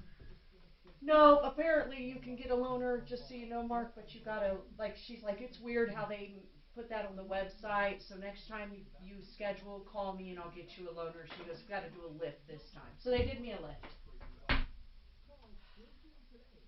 You know, I have better luck with Lyft and Uber. I don't know. I use both.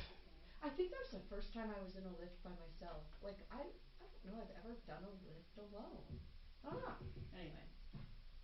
Mark's always shopping. I'm like, he looks at both of them when we're looking at a trip. He's like, okay, which one's cheaper this time? Every time. They could be half price, man. And it's not one or the other. I mean, they both. It's crazy.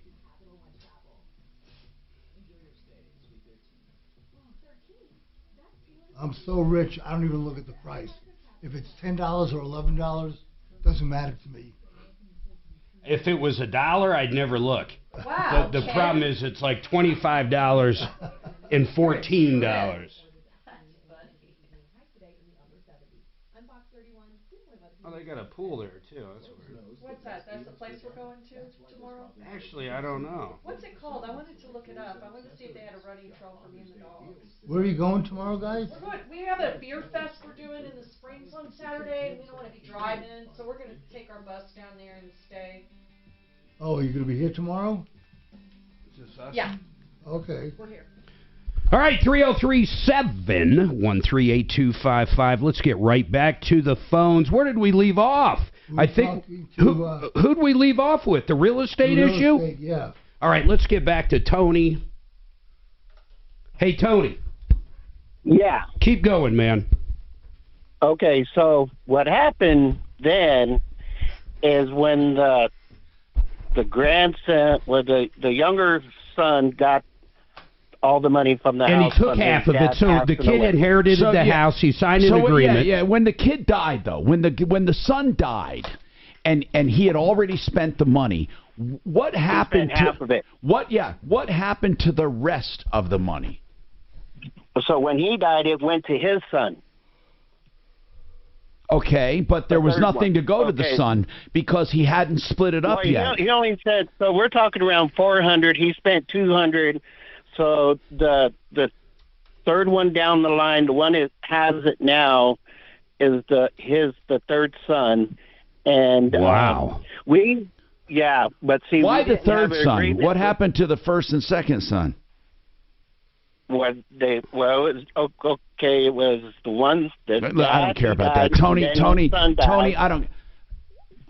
I know the man died. The man died, and his son died. Okay, and then the other son got the money. The 200. Here's what I need to know. Where's the 200?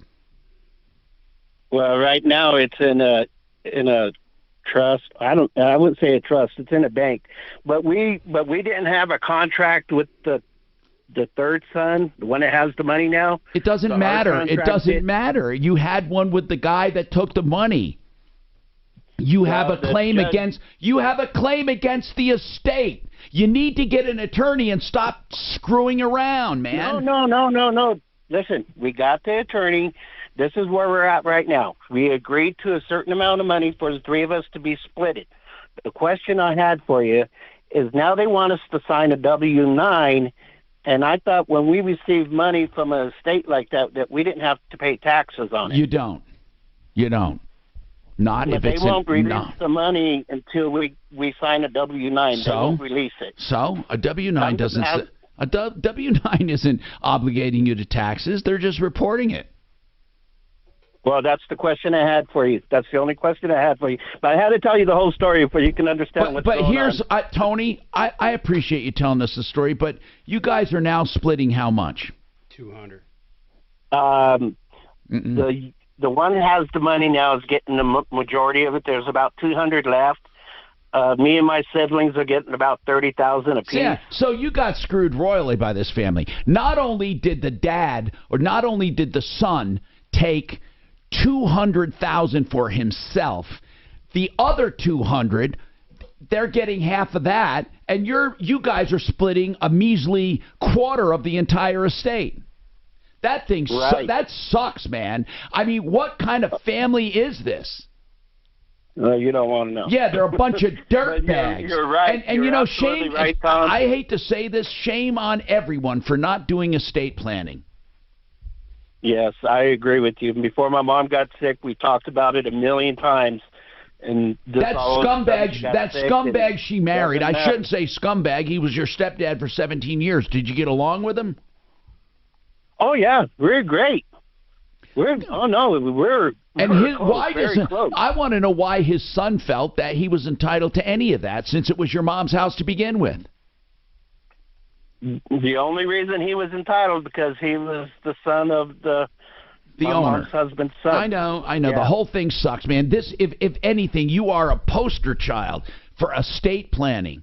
Holy crap! 303-713 talk. Mark. You know, the guy could have left him with zero zilch, though. What guy? The first son.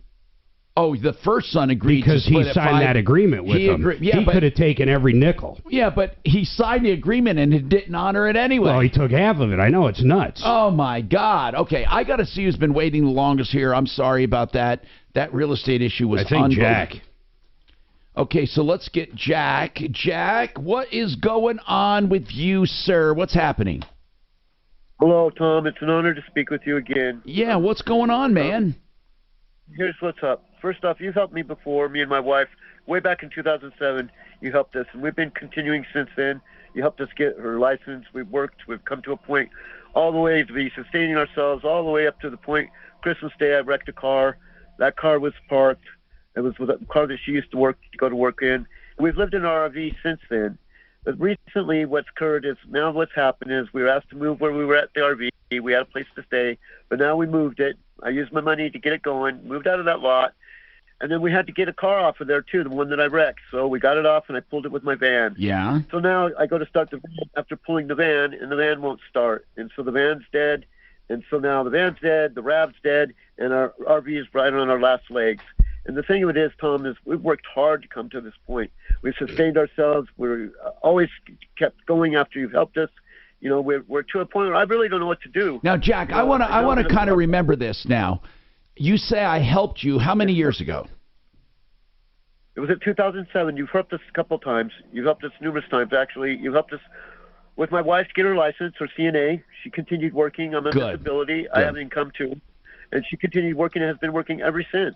Okay. She worked some good jobs. Okay, so right now, how did you guys get so far down on your luck right now? How did that happen? We had COVID. We were staying at the place we were staying.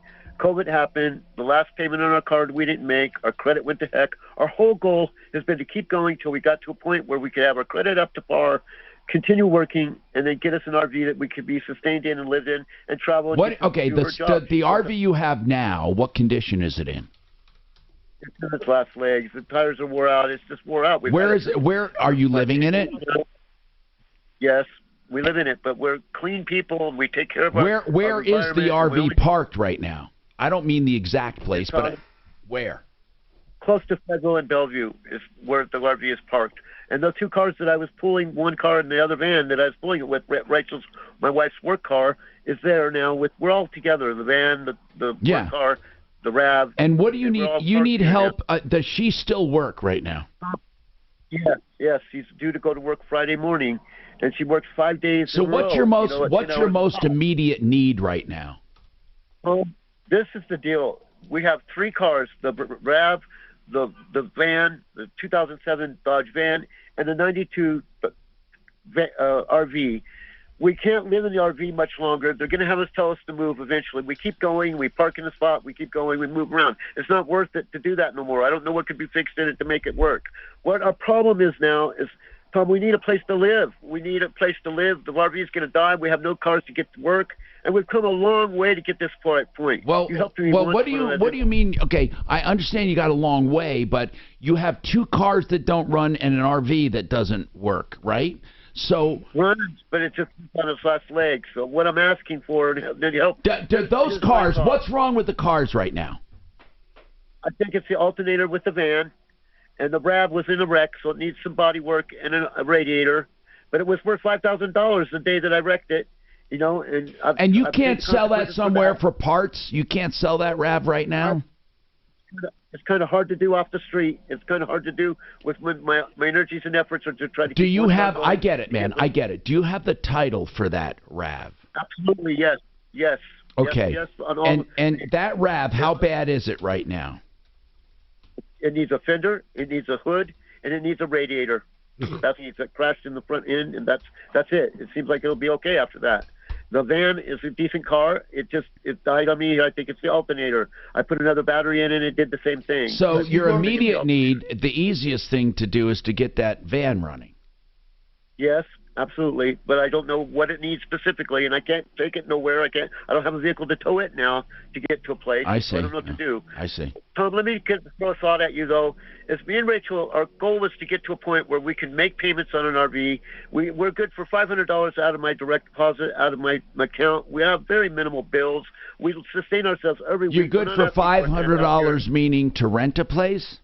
A payment on an RV, or possibly rent a place. $600. I see. Right now, that's our goal. That was our whole goal. I get it. Point. We were. I don't know what to do. Well, here's what I think we should do. Let's take it one step at a time. As well as his wife? Let's take it one step at a time. Jack? What is your disability? I was on disability for affective disorders. And you get $500 a month? So I get $1,000 a month, $950. Okay. My wife works and she makes almost $2,000 a month. Okay, so she right now has an active job, right? Absolutely, yes, sir. And she works. What does she do? What does she do right now? She tell me. I work in a retirement community. Okay. So. It's a good job. It's a good job, and she needs to continue going to work. So the van, I don't see what I'm trying to figure out though. How do we get? I would trade the RV. I would trade the RAV to try to get the van going good, or both cars for one car, or all three cars for a down payment to try to get to an RV. Anything you suggest would help me. Getting the van going for her to get back to work is the immediate problem. I know. That's the first thing, right? So thank you for helping me. I don't care what happens out of this, and your listeners. Thank you for all you've done for us and the other people. Now, the van right now is near Federal and Bellevue, right? Sure. So I don't even know where we can get you to analyze what's wrong with the van. I don't know. We don't have a mobile service that we can send. We don't know. And you think, how many miles on that van? It's 150,000 miles. And what kind is it? The thing of it is it's a Dodge van. Okay. And I've been nursing the water pump, adding water to it for a while. I mean, it's just, they're on their last legs. The van could work again, I think. I don't know. I was planning on it working to be able to get her to work. I was desperate. That's why I called you again. I don't want to give up where we've made. I don't know. Is there a place you can sell those old vehicles? I don't even know. I mean, I called one place. I called a couple places because we just recently sold a Cavalier too, towed it away, and it was a 2004 Cavalier, and it ran till the day it didn't, and the front end went out, and they gave me $220 for it. Mm-hmm. And I suspect that's about what the pool people will do with giving the money for the dead van and the dead RAV,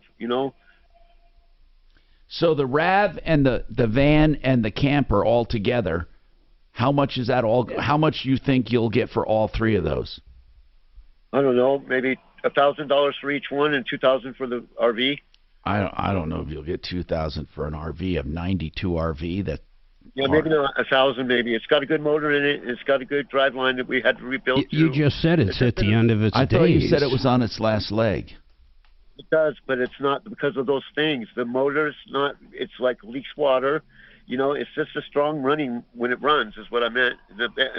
The transmission was done like 2 years ago, but there's only been like 5,000 miles put on it, if that.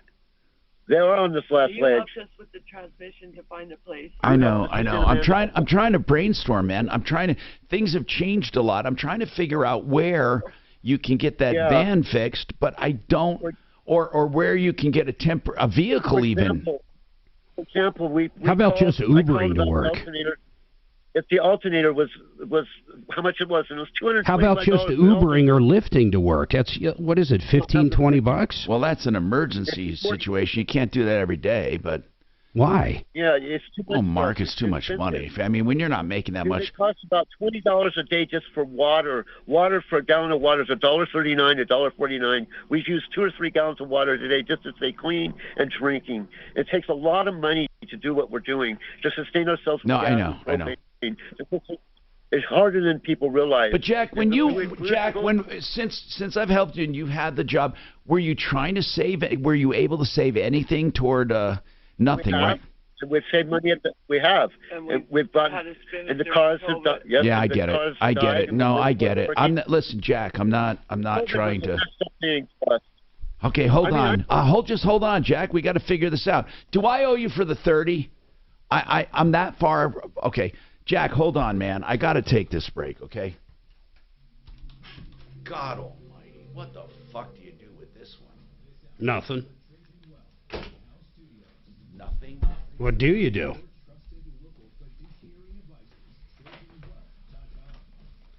Are there? I mean, what do you do for a couple like that? There's mobile mechanics, but I don't know that they're going to go do that for them. There's no way. No. Go do what for him? Rebuild a van that needs a radiator, a bumper, a front end? I mean, Water pump? well, and probably everything else. I mean, he keeps going. I've gotten this far, but it seems like he's literally gone backwards. And he can't work, right? I don't know. No, he's on disability. We can hear it in his voice. Paid cash on the side, but he's probably not able to work. I don't have anything about become the banker. Is that for this break? I have no idea what I'm talking about for a minute and a half, or for 2 minutes. Where is he? What does he want to talk about? Paycheck, I'm sure. Paycheck for life. People following up. Never mind. It changed to a 30 right before my eyes. It did.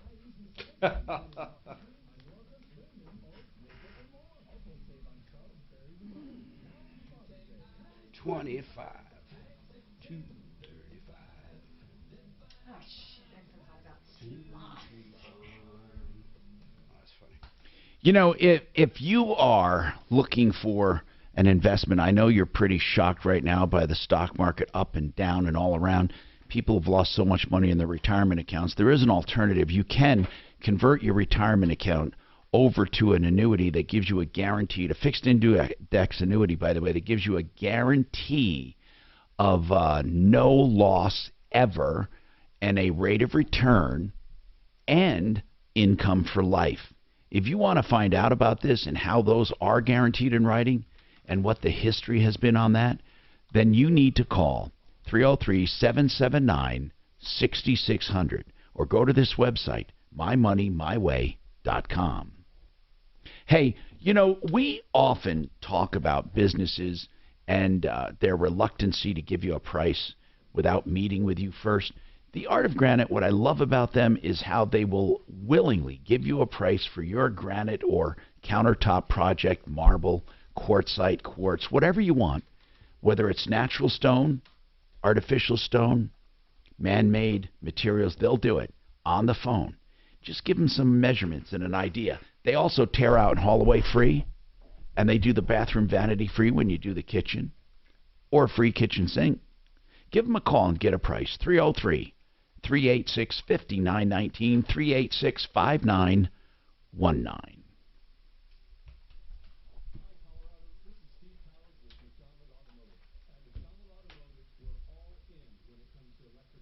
God, I don't know what to do with these people, I swear to God. They should, I mean, I hate to say it, they should try and sell everything, get a homeless shelter to stay at, and start rebuilding from there. That's essentially where they're at. Yeah, but how do they get to? They can't even get to work. Right. Uber. I mean, if Mark, do you realize some people make like fucking nothing? I mean, if you're talking, They have no money to fix a car. Okay, so you don't Uber, so you don't do anything, I guess. No,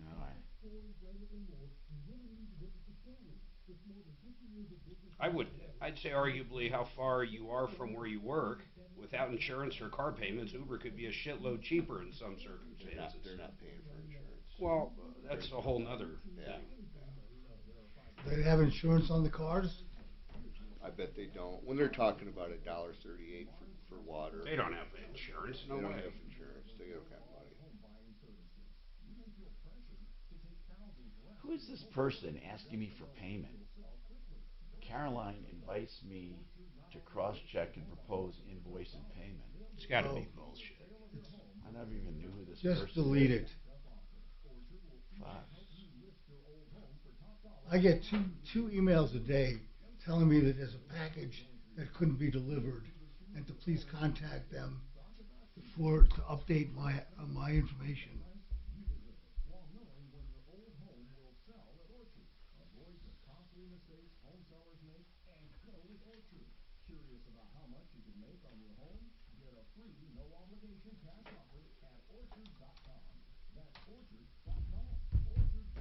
You getting caught up?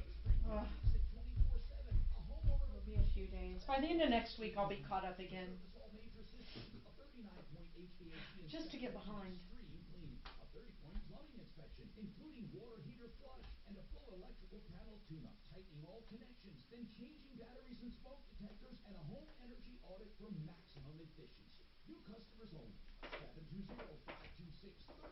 720-526-3939. FixMyHome.com. With the Audio operating shotgun, It's just, I don't know what you do with a couple like that. Mark, what you said makes... Yeah, I don't know. What drives me crazy is every time they say we've worked so hard to get here, it's like, holy fuck, you're in the worst place I've ever heard. Yeah, and unfortunately to them, they feel like it's progress. What's progress, though? But I mean... Well, the progress is that she has a job. I don't know. She didn't have a job when they talked.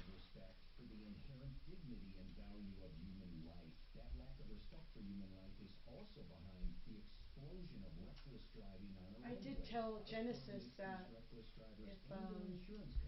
it wasn't going to be done today because she wasn't sure, I couldn't pick it up till Monday. Addie was, so Addie's in court now in the civil case for the stem cell. I told him. The stem school. Or you stem keep calling cell. it stem cell. The STEM school shooting. So, but Dan turns to him and says, you know, she was on the jury for the criminal trial. Hi, Tom Martino, your troubleshooter. 303-713-TALK, 303-713-8255. You know, Jack, we just have to be straight with you here. We're racking our brains here, and we don't know what we can do for you. I mean, Jack, I'm not saying we don't want to help you. We don't know what to do. I mean, you are in such a predicament right now where you have 3 vehicles that are basically almost useless or practically useless, and you're stuck there, and she has to get to work tomorrow. And I hear you.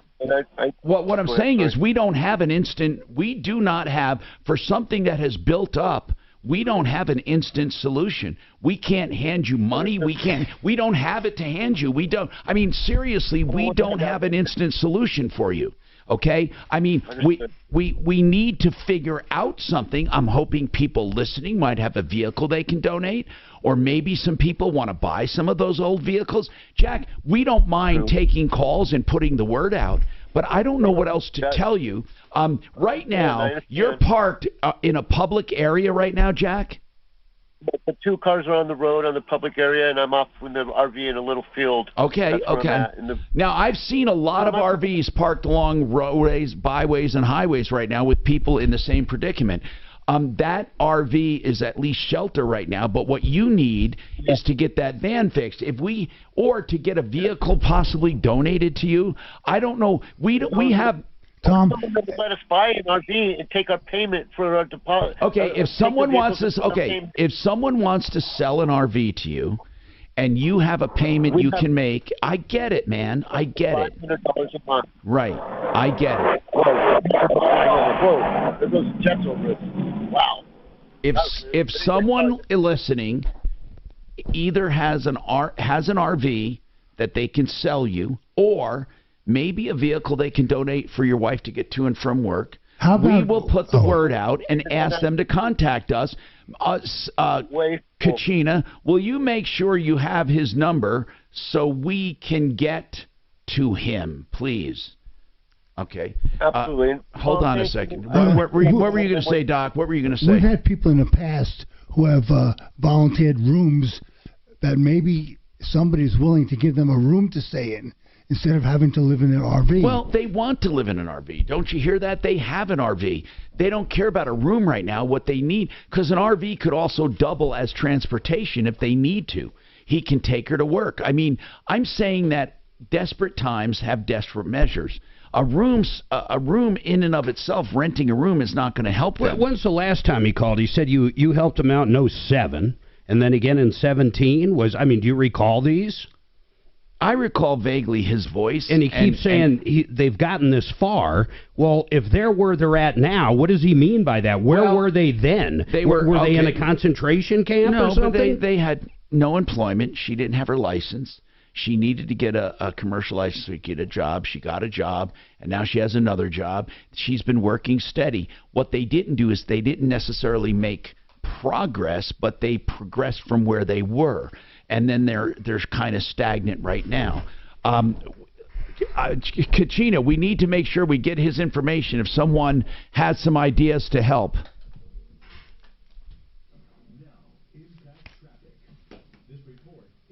God, man, I'm sorry. We've had so many calls with this is that's crazy a tough call. Shit. Downtown, I-25 southbound, we've got a brand new accident at Crazy Furnace Street with stop and go.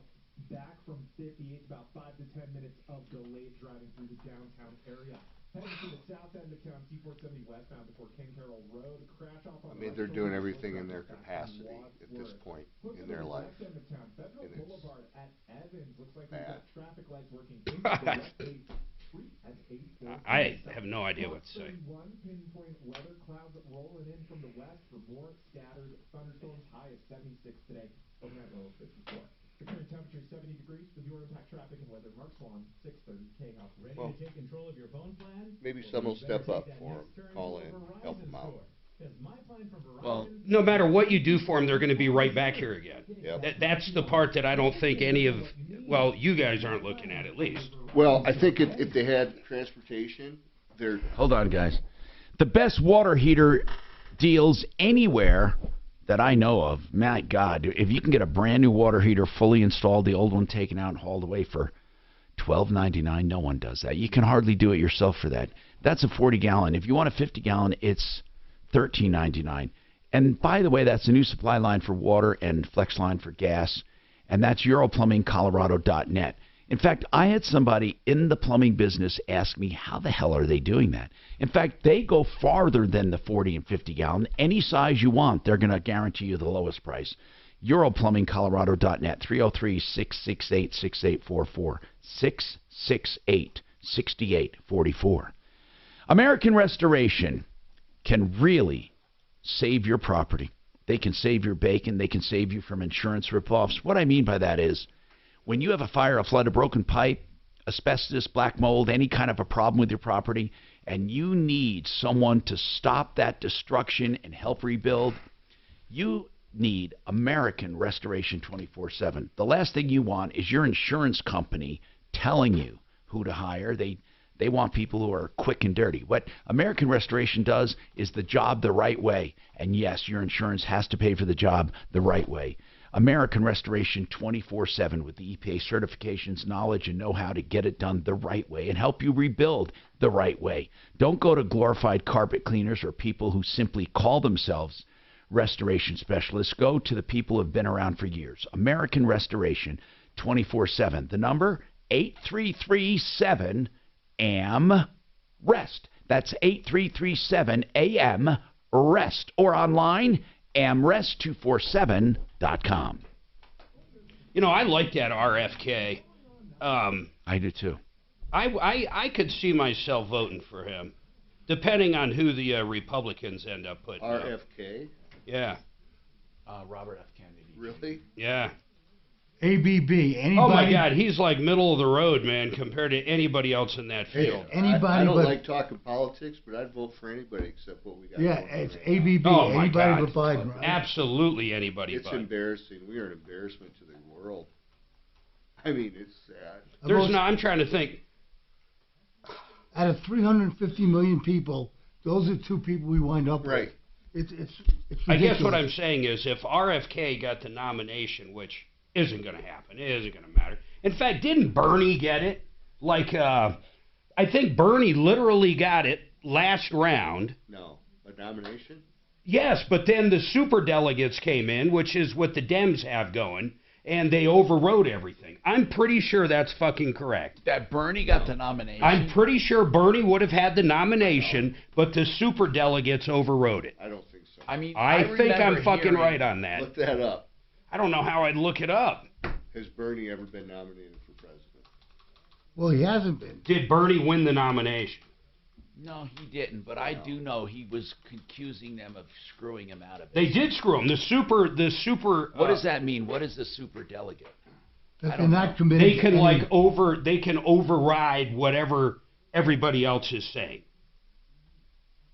No, they're just not committed to any one particular candidate. So when you have delegates that are obligated to either Bernie or Clinton or Biden, They have to. they have to the first round, at least. 2 times he did not get nominated. He definitely. I know he didn't get nominated, but I think it's because of the super He's delegate. saying he had enough delegates, and they screwed him. I just don't think he did, but I could be wrong. Yeah, we got a mess, man. We got a mess. Look, Tom is occasionally wrong, but Mark never is. Really? So yeah, it's amazing. No shit. Did you find something? Something went down in 16, I think it was. Well, it wasn't in 20. I'm so pessimistic because I don't think our vote matters anymore. I think our vote is who paid the most and what. Oh, there's no doubt about that, man. It's so sad. It's all in how much money do you get and how good is your advertising campaign. How long have we been talking about term limits, huh? Never happened. Yeah, but if you're there, would you vote on them? Cookie cutter. No, I mean, but Once you're in the swamp, man. Oh no, I agree. You're in the fucking swamp. But we've lost our focus on what we're supposed to be doing for this country. It's not what we're doing for the legislature, the Senate, or the House. It's what they're supposed to be doing for us. And you get one term and you get a pension for life. Yeah. Well, you go in a pauper and you come out a king. Right. You come out a millionaire. Are you sure one term gets you a pension for life? Yes. Life pension. Yes. How much is that pension? It's I don't know, but I might run for office. It's substantial. Yeah, but they never leave because all the other perks. Well, they get voted out occasionally. Well, of course. But not very often. Hi, Tom Martino here. 303-713-TALK. Ted, what's going on with your emissions? Ted? Well, I had taken my Dodge Durango up to get it emissioned, and it failed. And prior to that, I thought I'd call a Dodge dealer to set up an appointment, but they were so backed up, I thought I'd try to get these emissions on my own, and I took it up to get it emissioned. It failed. And while I left, I parked to look up any mechanics in the general area. Yeah. And there was one basically right around the corner. So I took it over there and I told them the problem. And they said, well, they take a look at it. I said, okay, that's fine. So it's safe to say it failed emissions, and you were looking for a reason for it to pass. I mean, you were looking to get it fixed, right? Exactly. All right, hold on, and we'll come right back to you and more coming up. I'm Tom Martino. We have ProBid Energy in the house as well, ProBidEnergy.com. Stay tuned for more on solar.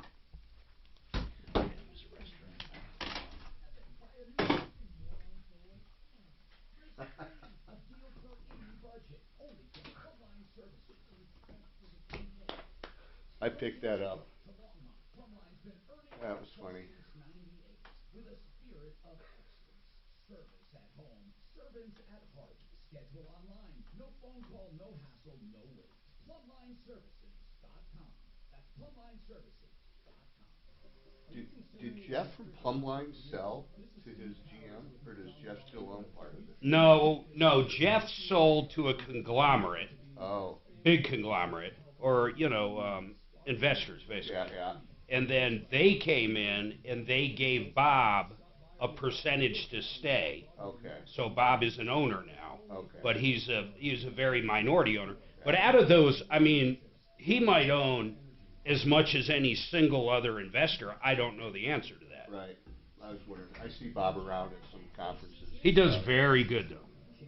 He's very good at running plumb line. Very fucking good at running plumb line. Boy, I really,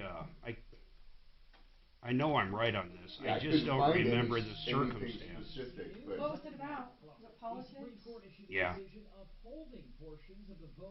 I would not know Wait. then. What is this? Wait.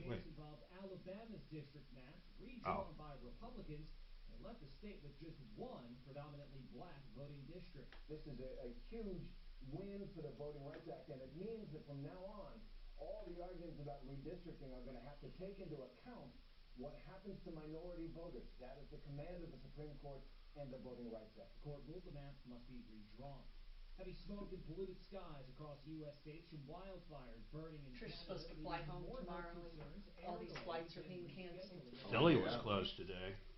Or it's open again now, I I'm think. telling you, I wonder how this is going to affect my Ed Sheeran. Will now take place Saturday. Only because it's Trish do I anticipate it getting canceled. Her luck is the worst. Do you know what I mean? Top of the agenda. This is ABC News. In France, children are among the 8 people injured. I wonder if, like, tonight in New Jersey, I wonder if this show is going on. Attorneys for the impeached Attorney General of Texas. MetLife Stadium. Texas State Representative Andrew Murr led the investigative committee that recommended impeachment. I'll bet you anything in New York outdoors is getting canceled right now. Well, New York, and this is actually in D.C., but close enough, right? There's a map on the Washington Post that shows where the smoke's going. Oh, where's that? It's at? crazy. Washington.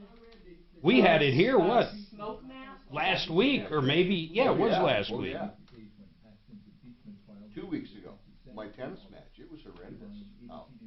Okay, is it that, if it's just kind of a, I had a. oh my God, Mark, it's coming our way too. Yeah. Oh no, that's 26, 27. Yeah, look at the size of that. Oh my God. Okay, there's the 8 right there, right at Trish. I wonder if it's gonna. Well, it's not that, you don't care about that plume, it's that one up in Canada. I know, that That's scares gonna me be- too, that comes, this is the 28th, 29th, 2nd, 3rd, 4th, 5th, 6th, 7th, 8th. They said usually those California ones, why it doesn't affect most of us that much is the winds are blowing it out into the ocean. God, I hope. Remember when that year that it did? Shit, I remember the Hayman fire. We lived in Castle Rock. We watched ashes come down on our car in our driveway. Oh, yeah.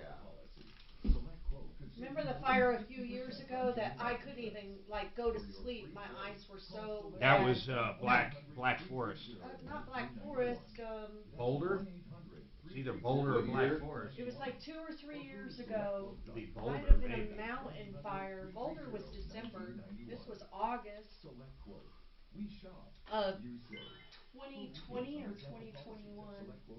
It's sad how many fires we're talking about. Colorado, August. Well, that's the only good thing about these daily rain and hailstorms. Right, damps it down a little bit. It's greening it up. Green does not burn as quick. My yard looks great. Man, mine looks like I should have mowed the grass a month ago. Well, I snuck out in midday to mow it because I didn't know if we'd have another chance for a while. I picked up a little tractor today. He might have stayed home, but someone came into the studio. Not Tommy. It was, I'm just kidding. Oh, I appreciate it. I want to meet y'all. So Our grass is wet. I would have been home, Yeah. and you would have been at my house, but I had a dental appointment right across this street here. Oh, yeah. Literally. No, I'm glad. Dr. Ken. I haven't seen you since Boyle's retirement. Oh, you would have come to the house. I would have had you come to the Yeah. house. How's Boyle's? I You talk to him dropped at all? Yeah, I talk to him all the time. dropped him yeah. off for that over at the, what was it, the View House. View House. Yeah. So I dropped him off and I came over and did the show. Oh, that's Oh, right. okay. Yeah, but I have not. That hit you. It fucked you up, man. It fucked you up. You were out of it that day. His retirement. Just the whole thing, how the dude was on the air, Yeah. the retirement. I mean, you guys have been together forever and a day. Oh, shit. How many years? It fucked with him. 40 years? How long have you known Peter? 40 years. Yeah. God, you had to. The whole time. He knew him before he was sober, right? Yep. That day fucked you up, man. Yeah, but I'm glad to hear he's doing better. He's got a few challenges here and there, but he does Saturday mornings. Yeah. He needs something like that, don't you think? His main deal is he's lonely. Yeah. He's 80 years old, bro. Yeah. Oh, I didn't realize he was 10 older than you, or 11, whatever it is. Oh, yeah. Yep. I hope he's writing a book. It's got a lot. So hard. I'll tell you, he had some stories, though, back in the day. I remember sitting in with him, and he'd talk about Barry Fay. Oh, yeah. Holy shit, those stories were unbelievable, man. That Mick Jagger liking boys and shit. We were there together at that party. I mean, with at Barry's. Oh yeah. Fucking Barry, and then Barry said. Did he lose everything? He damn near came close to everything, but he had some stuff squirreled away for the kids, and then he killed himself. You know. Yeah. Barry Fay killed himself? Oh, yeah. No one knows. No one really knows that. Oh, that's okay. He did. His cancer came back.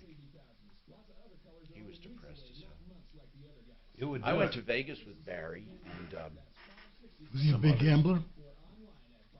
Yeah, but we went out there to on a so-called business venture, but it was too fucking crazy. He was a fighter. Oh, it was some kind of weird shit. He wanted tobacco me and fight. Some other people that Oh man, it's a good thing I didn't. He was always hustling for money, though, wasn't he? He was good. Another one was a Broadway play of some kind. I forget what the name of that one was. Oh, it was crazy. He always had something he was promoting. Yeah. After his Phaline, yeah.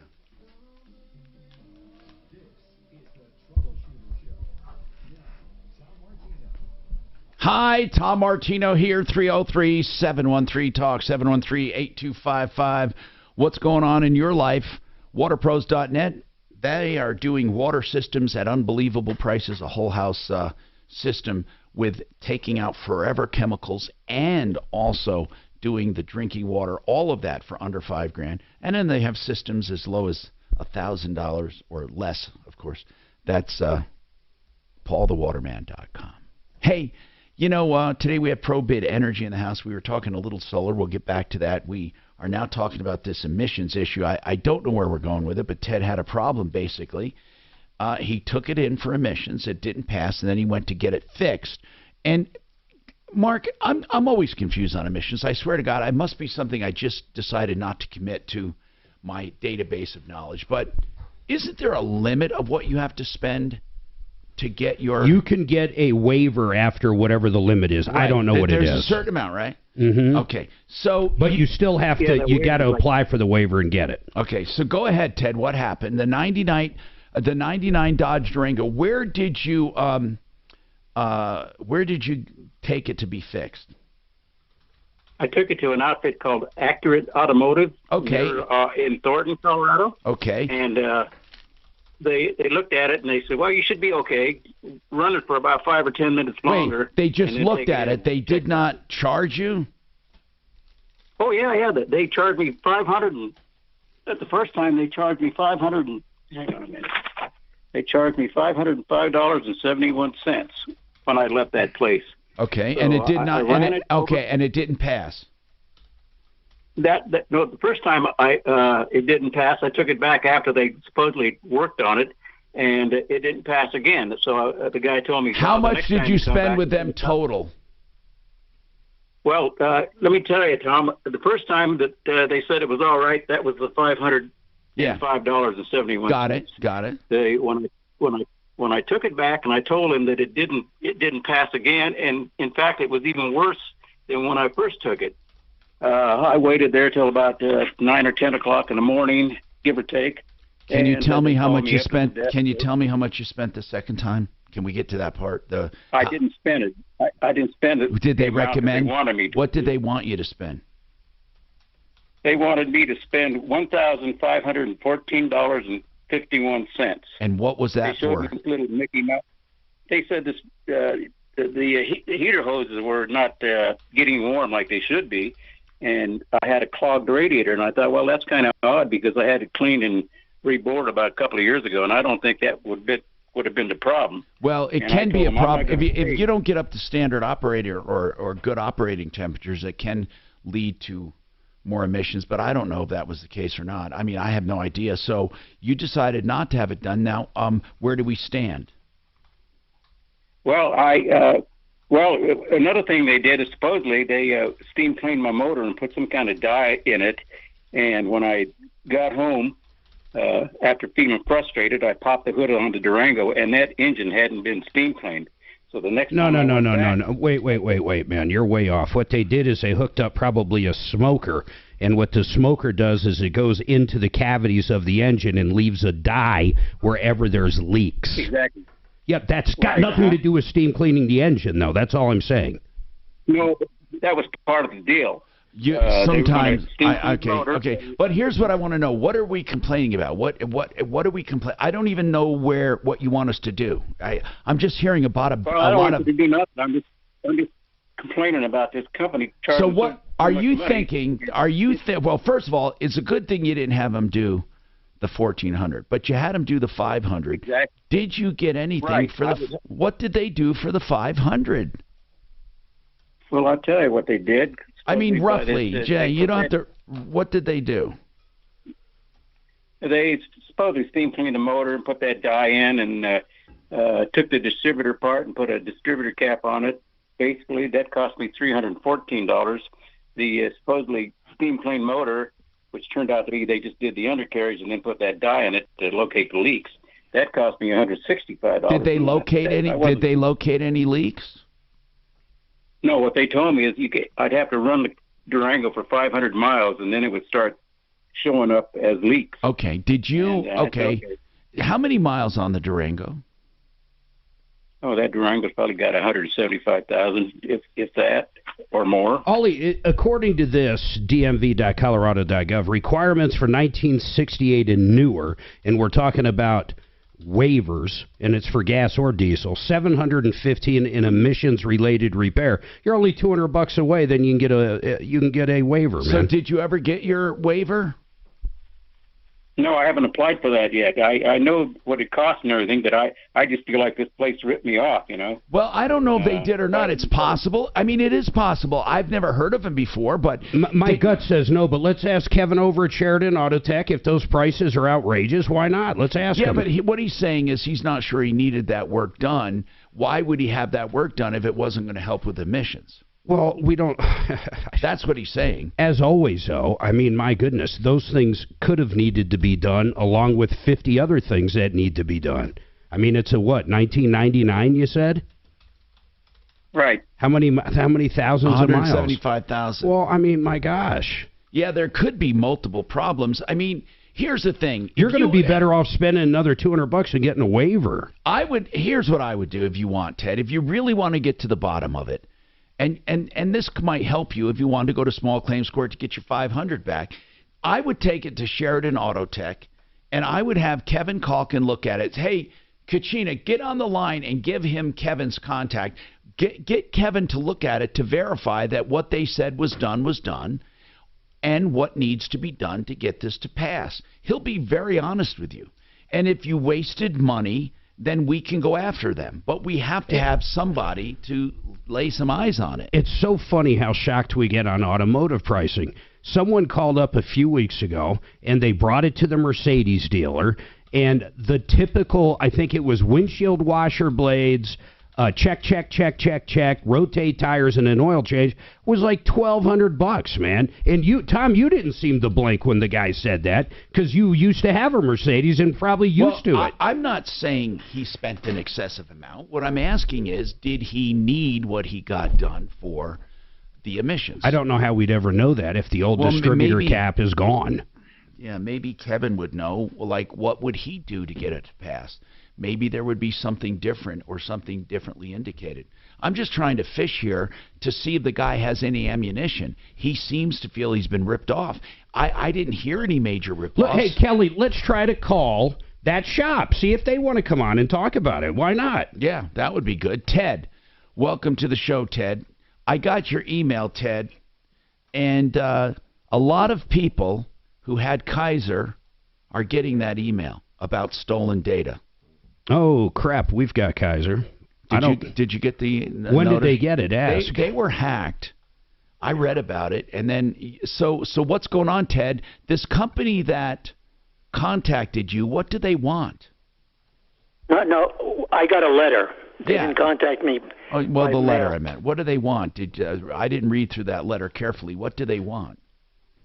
Well, they don't want anything. They're saying that they'll give you coverage of relative to $1,000 insurance reimbursement. And I wouldn't do it. You don't need it. no, I haven't done it. But the one thing that I realized after I wrote this, I was pretty upset, not knowing what to do. And what I did is You called Kaiser. You called Kaiser. Well, I got online and I see that Revenetics has two class action suits listed. They were from lawyers.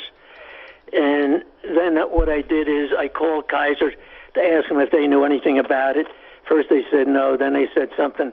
Well, there was a pharmacy that was hacked. Yeah. And I said, well, okay, a pharmacy that was hacked.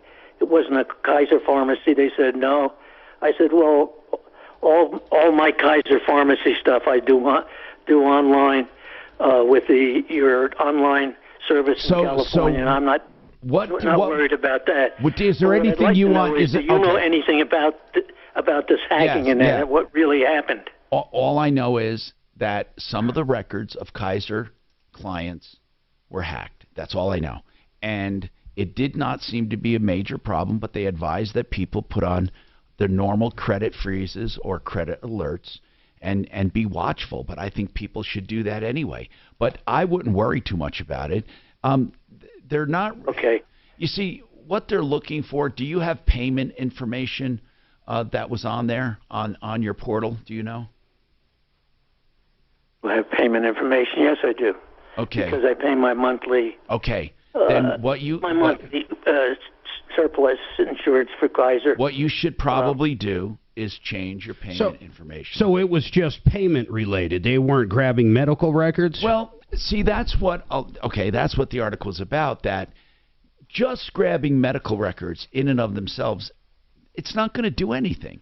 Oh, my God. Can you imagine finding out someone you work with is on AIDS medication, maybe? Or Mark, I can think of what a I'm million saying things. Is, what is that hacker going to do with that? I have no idea, but it seems like people... It's not going to benefit them.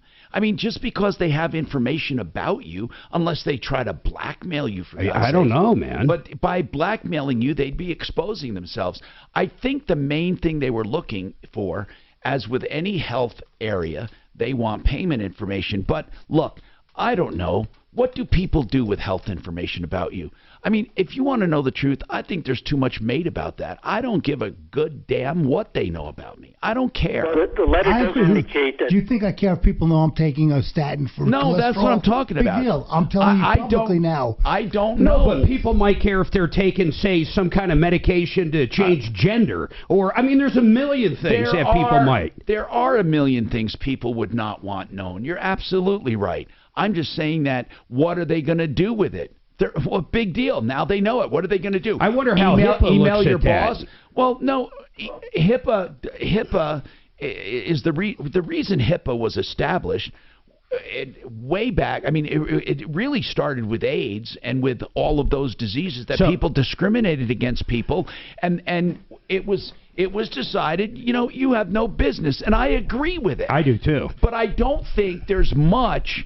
I'm talking about hackers. What the hell are they going to do? So what if they email your boss? What are they going to do? It says patient names, date of services, medical record numbers, lab test result information. So what are they going to do? Financial sensitive information. That's the main Social thing. Security card, credit card numbers. That's what people want. The only good news I read here is it looks like it only affects 69,000 people. I say only. Right. That's probably why we didn't get one. We weren't affected. And I've had Kaiser for 20 years. But here's the thing. I don't think Ted was affected either. The point I'm making is this company is taking advantage of that news by telling you they're going to offer you coverage on No, it. I think Kaiser's offering that to him.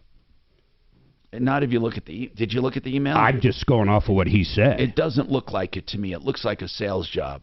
But here's the deal, Ted. I mean, do with it what you want. Put credit freezes on or whatever. I would be more concerned about payment information and credit reports and all of that. Yeah. And I would change my credit cards completely than I would about the medical stuff. Again, different people, it bothers them about medical stuff. You know, different people don't care. All I'm saying is there's not much a hacker can do with your medical information that I know of. I don't know what he could do. What? If they know I have high blood pressure or whatever, even if I was taking AIDS medicine, what are they going to do with the information? What are they going to do? I tell you something interesting. I don't know how it can be leveraged against me is what I'm asking. You know what's kind of strange is like Suzanne's going through DNA testing. Yes. So literally her DNA is going to be in her medical record. So, I mean, it's just a whole nother level of holy crap. That's all. Right. I'm not saying anybody can do anything with it, but it's kind of strange. And they might be able to do something. I'm asking, what is that something? I've never heard of medical information being used against someone. I've never heard of it. I'm not saying it doesn't happen. There's people that would love to have Biden's medical information right now. No, that's a whole different story, you know. And anyway, that's the whole point I was trying to make. If anyone knows how medical information has been used against people, let us know. Probably, like you said, back in the AIDS stuff. That was for sure. I believe, wasn't HIPAA established back when AIDS first came around? I don't remember, honestly. I think that's when it was. There was probably a big the start push. of that discussion, really, right? People were getting sure. singled out for having AIDS. Oh, yeah. 1996. I think that all lines pretty well. Well, AIDS was well before that. I know that, Yeah, but not, the privacy aspect of it. Not part like where it was discriminated and all that. The Raleigh House deals with addiction. It's not something anyone likes to talk about. That's why they have a confidential number you can call. If you have a loved one, if you have a problem, if you need help, either confronting someone you know or help for yourself, theRaleighHouse.com. That's RALEIGH, like Raleigh, North Carolina, but it's right here in Denver. And they have numerous locations, including a ranch with equine therapy, medical assisted therapy, psychology, the things you need for mental illness and addiction. 720-891-4657. 720-891-4657. TheRaleighHouse.com. The Art of Granite wants to give you a price on your granite countertop or your quartz or your marble or whatever countertop you want, whether it's man-made or man-engineered or naturally quarried. What you can do is call them and get a price on the phone. Describe your project, give them some measurements, and get a price. You get wholesale on all materials, and that's for the counters, and they tear out and haul away free, and they do the bathroom free when you have the kitchen done. TheArtOfGranite.com. 303-386-5919.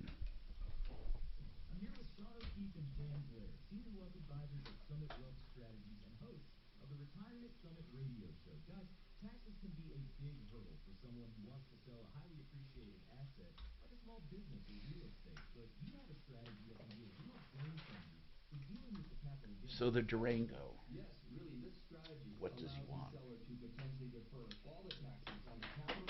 Are we going to call that garage? Oh, that's what we were doing. Calling it's Accurate Auto.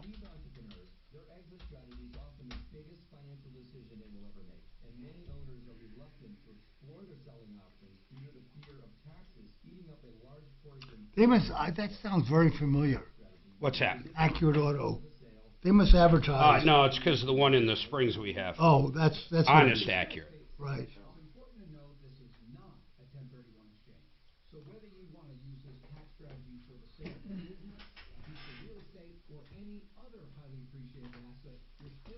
Is that the British Prime Minister? That's the new one. Such as building retirement income, estate planning, and maintaining your family stock. So give us a call today. He looks young.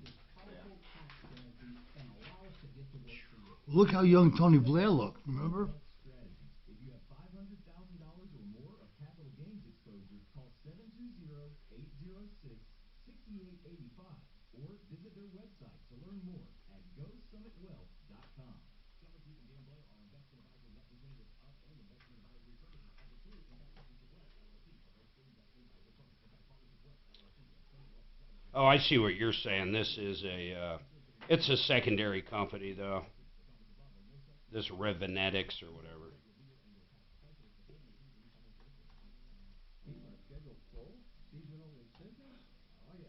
So they have a joint news conference. Is that about joints? Yes. Of course. Coming to Colorado. He is young looking. Boy, they're panicking over the tax income on weed, man.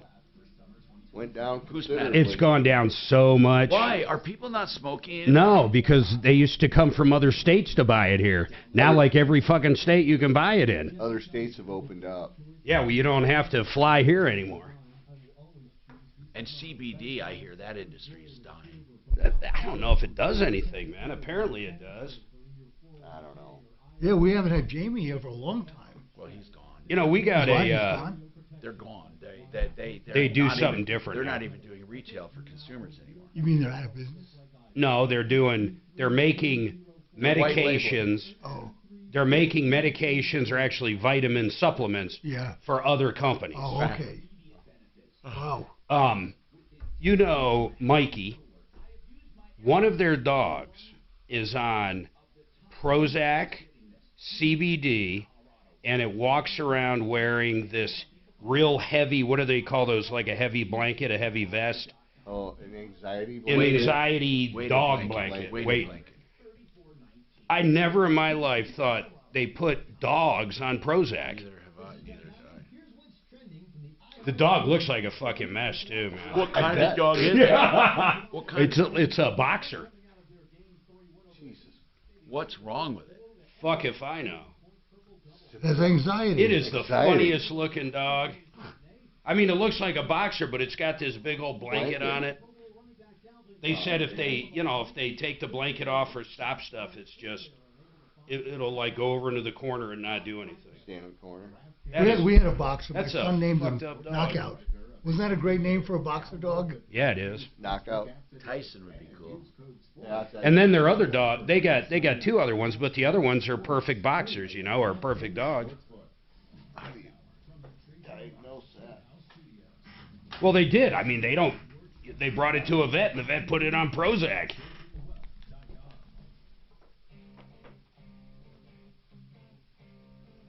Hi, Tom Martino here, 303-713-TALK, 713-8255. Daryl has a comment on medical hacking.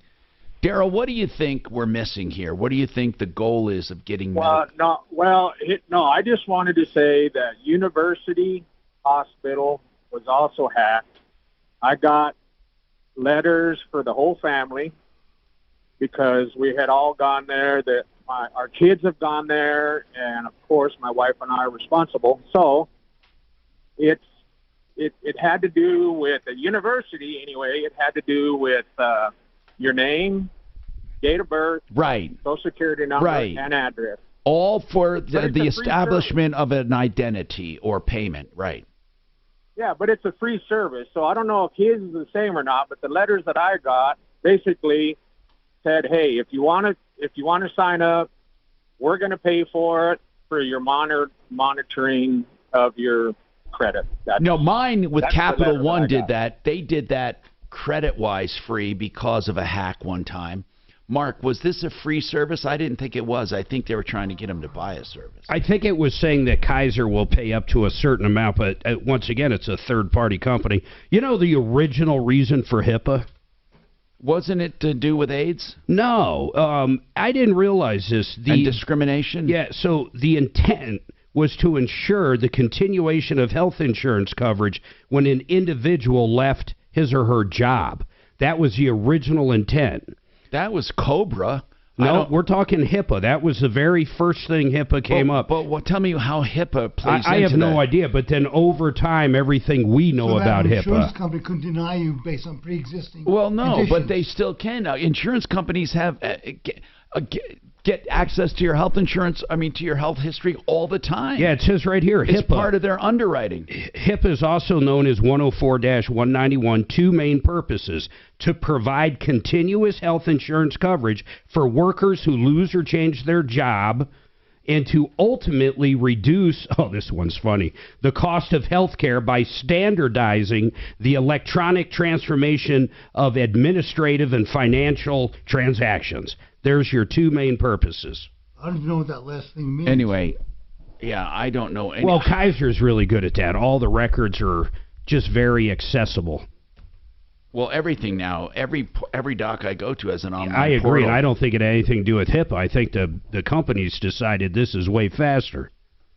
Now, so did you call Accurate Auto for Ted Kachina?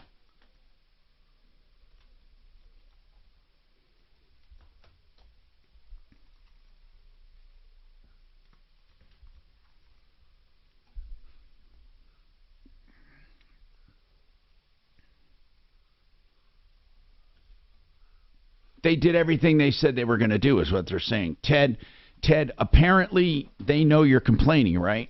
I mean, you've Well, I voiced my opinion when I left. Yeah. Oh, okay. Because I just felt that $505 and some odd cents, they would have solved the problem, but they didn't. They just even made it worse. Hey, man, I was in that biz forever. It really does suck. Someone comes in, and it's gotten better with newer cars, but they come in with a vehicle that failed emissions. I know. Well, you don't want to say, okay, you might need a CAT, you might need this, or it could be 10 different things. You could be looking at $4,000 or $5,000. What you really want to do is you want to start off with the most obvious and least expensive thing that might fix it. Here's the question, Ted. Did you need what they did? Possibly you did. Yes? Well, no, not really. It was a surprise to hear the guy say I should put some of that dye in the system and then have the engine steam clean, which turned out to be steam cleaning the undercarriage, not the engine. He's hell-bent on that steam cleaning. I'm not going to go through it again. The But steam cleaning is only so they can see the fresh leaks. They didn't have to do the engine because everything leaks down below. That's where... So here's what happens. They put steam in to the vehicle. I'm trying to explain it to him. It's nothing to do with the steam clean. And where you see either the red smoke come out or eventually where the red dye is where there could be an emissions leak. For example, in the gas tank neck where you put gas in, at the gas cap itself could actually have a red dye there. Anywhere there's an emissions issue could show up with the red dye. That's why they want you to drive it for a while. You'll bring it back, they'll put it up in the air, and they're going to see why you have an emissions problem. Okay, good. You've done that then. We had a smoke machine. We did it all the time. I mean, I personally didn't do it. Okay, I get it.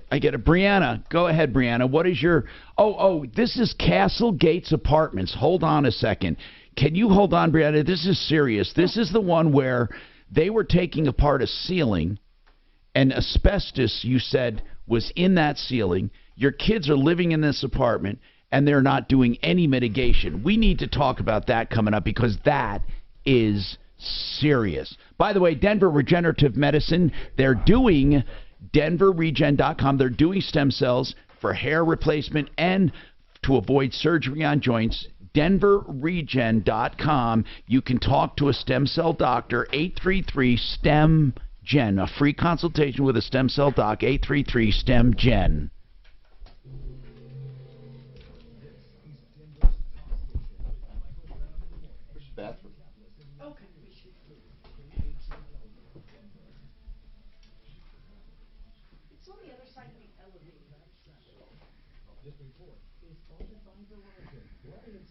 Yeah, Rock was going to go over there and check it out, right? And see if it really was. Yes. So the color is actually different than Anna from yesterday, but it's the same issue that Got she's it. having, and she's had multiple problems at the same complex. So she wanted to tell her story. Is Rock going over there? Do we know? Yeah, Rock, I sent him all the info, and he was supposed to contact Anna yesterday. Rock's going to help, right, Mark? Yes. Yeah, you sent him, right? Did he get out already? He You want said that some he nuts? was going to contact her yesterday. I'm not, because I'm going to the dentist. I don't want to have shit in my mouth. I love these stupid goldfish. Non-carb goldfish. Doc. Hold on, guys. Yes, sir. I got it.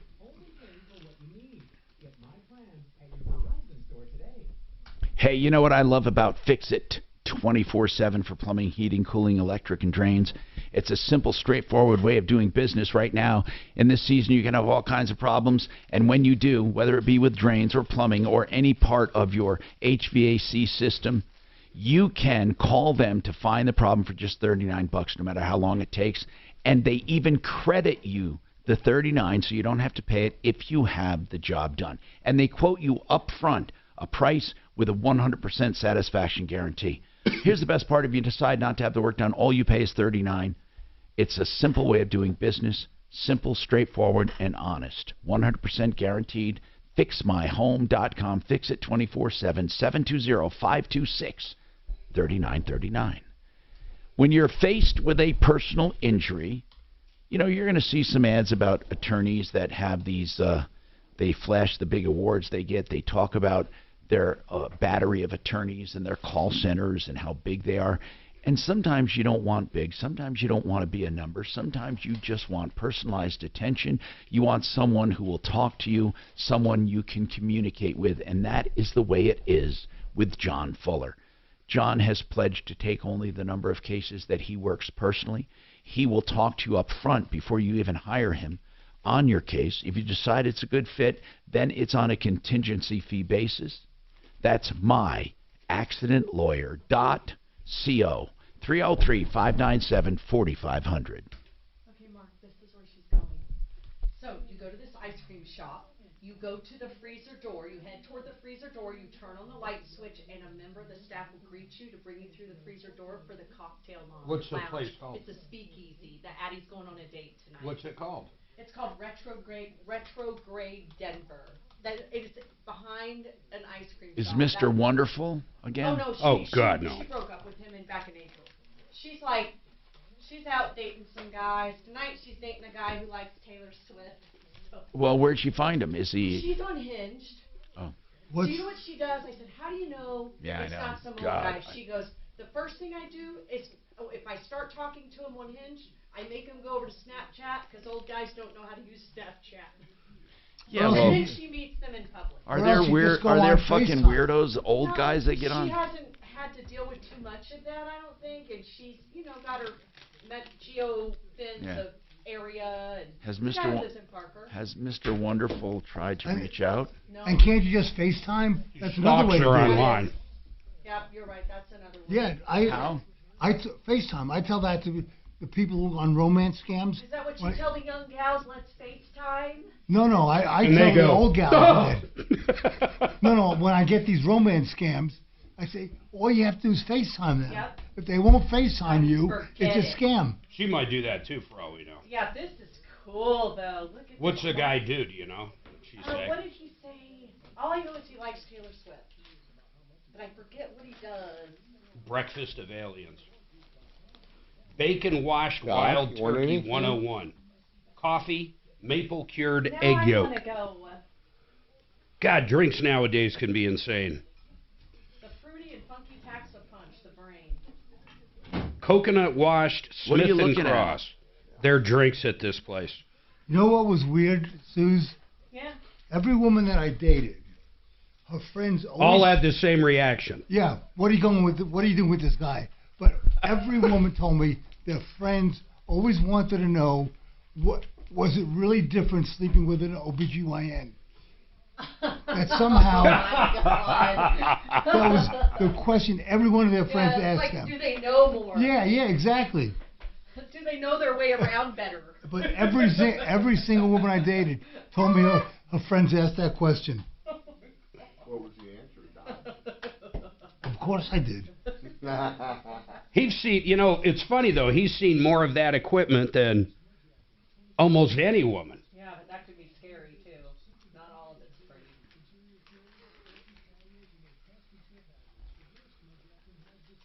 So how many babies have you delivered? More than I can count. Yeah. 1,000 plus.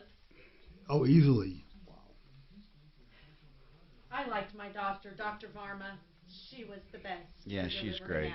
I didn't dig her. You don't like Varma?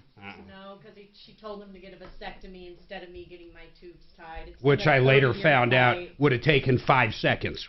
What? The tube tie-in. It would have taken, it takes 15 minutes. 15 minutes. Did you have an epidural? Hi, Tom Yeah, it would've taken 15 minutes. Hi, Tom Martino here, 303-713-TALK, 303-713-8255. So we had a call the other day from a woman who lives at Castle Gates apartment, and her name was Anna, and she was mortified that there was asbestos in the ceilings being disturbed without telling the residents, and that she and her children were in that apartment for weeks with open ceilings. And now we asked Rock over at American Restoration 24/7 to get over there and do some air testing to see if, in fact, there truly is asbestos. And Brianna, you must have heard about it because you're calling in. Do you know Anna, or are you calling in totally separately? I saw her on the app Nextdoor. I was actually referred to look on Nextdoor due to a previous neighbor that was evicted. She was basically not allowed to renew her lease after bringing up concerns regarding the asbestos that was exposed in her unit. She's in my same building. She said to check on Nextdoor and see what was going on and see if I could get my voice out there, because I've tried several times going to several news outlets with the concerns regarding my own apartment.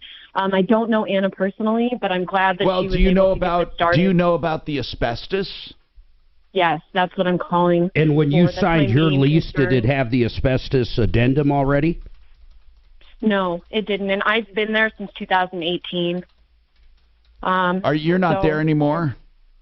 No, I she am. is. I've lived there since 2018. I wish there was a way for us to move, but okay, with Colorado and the inflation, What do it's you been know? very What do difficult. you know about as far as, let's talk about it. What do you know about as far as the asbestos? What have you heard? So in my apartment itself, my main concern, so we moved in, we started out a building on the other side of the complex. Our family grew, so we waited on a waiting list to get into this 3-bedroom unit. We moved in, we didn't have new carpets, nothing worked. And I have a daughter that's special needs. She has a genetic condition that it affects her ability to breathe. So I really got on maintenance about getting the vents cleaned and having things prepared for her to be a resident living there. We had somebody come that was hired by Castlegate. He was very drunk when he showed up and belligerent. He was very scary. He wouldn't leave when I asked him to, and he picked at all of the popcorn ceilings around all the vents as he yelled things about not wanting to come to Castlegate and this and that.